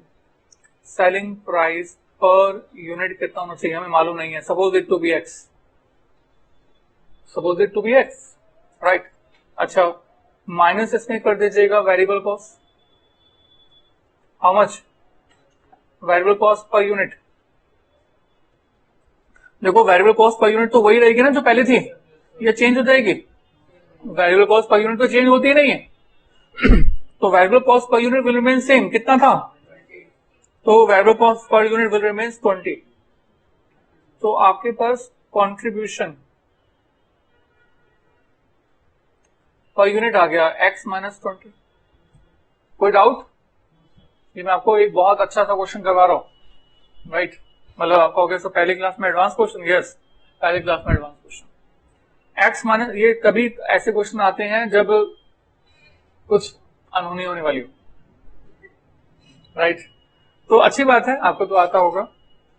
मैं आपको बार बार बोल रहा हूं आप बच्चों खेलने लग जाएंगे इन क्वेश्चन के साथ। This is just like A video game. Provided concept 1 2 3 4 5 6 7 जो हम आपको 6 7 कॉन्सेप्ट बताएंगे वो आपके माइंड में छपे हुए होने चाहिए। Nothing else. राइट। अच्छा अब बच्चों ये कंट्रीब्यूशन पर यूनिट भी आ गया। अब मैं करूं कैसे थोड़ा सोचो।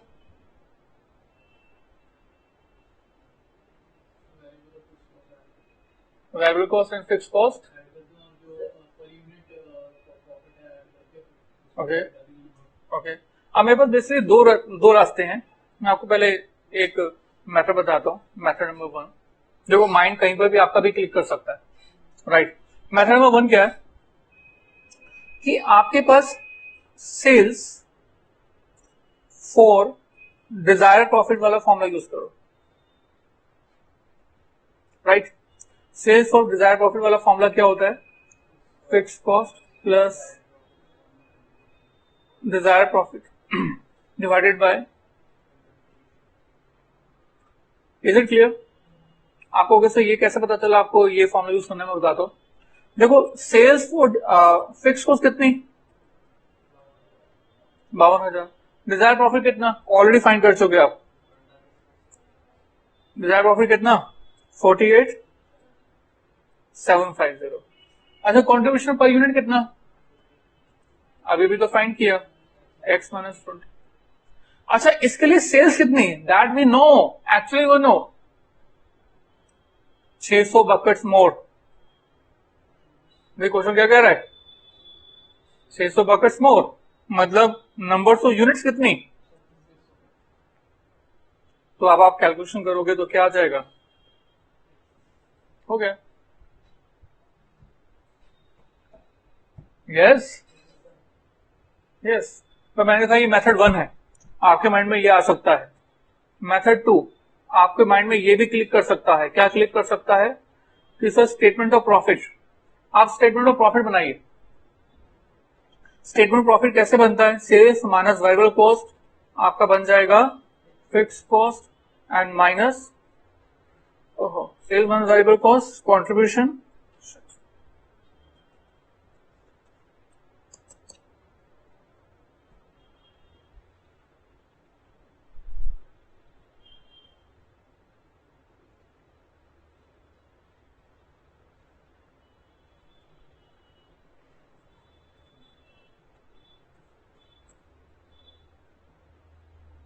ये क्या बन गया? कंट्रीब्यूशन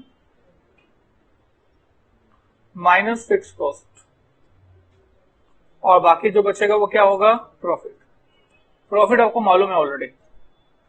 यस प्लीज, कितना? 48,750। 48,750। अच्छा, स्टार्टिंग से स्टार्ट करो। ये मैं टोटल की बात कर रहा हूं। सेल्स, सेल्स कैसे निकालते हैं? Numbers of units multiply by selling price per unit. Let the selling price per unit be x. Let selling price per unit be x. तो सेल्स वैल्यू कितनी हो जाएगी? 2600 एक्स, राइट। 2600 क्या है? नंबर्स ऑफ यूनिट्स, और x selling price. अच्छा, variable cost कितनी? 2600 into variable cost per unit, and the variable cost per unit is 20। ठीक है, माइनस करके क्या आ जाएगा? कंट्रीब्यूशन। फिक्स कॉस्ट भी आपको मालूम है कितने रुपीज? 52,000, राइट। तो यहां से आप कैलकुलेशन करेंगे, और कैलकुलेशन करके आपके पास क्या आ जाएगा? एक्स। यस ना, हो गया। यहां से भी वही एक्स आएगा, और इस वाली मेथड से भी वही एक्स आएगा। पर सर आपके माइंड में कुछ ना कुछ मतलब क्लिक होना चाहिए। Method 1 method 2 will not matter. अगर आपके माइंड में क्लिक नहीं होगा तो will matter, right. So this is our this concept. Homework करना चाहेंगे थोड़ा सा? यस सर, बिल्कुल करना चाहेंगे। हाँ श्योर।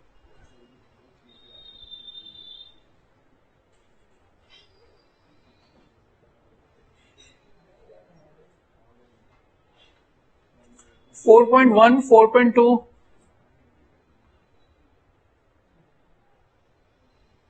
4.5, 4.6। हाँ जी, होमवर्क 4.1, 4.2, 4.5, 4.6, राइट। तो 4.3, 4.4 तो हमने कर ही लिया है। सो this is about today's class. Just तो हम लोग मिलेंगे नेक्स्ट क्लास के अंदर, राइट।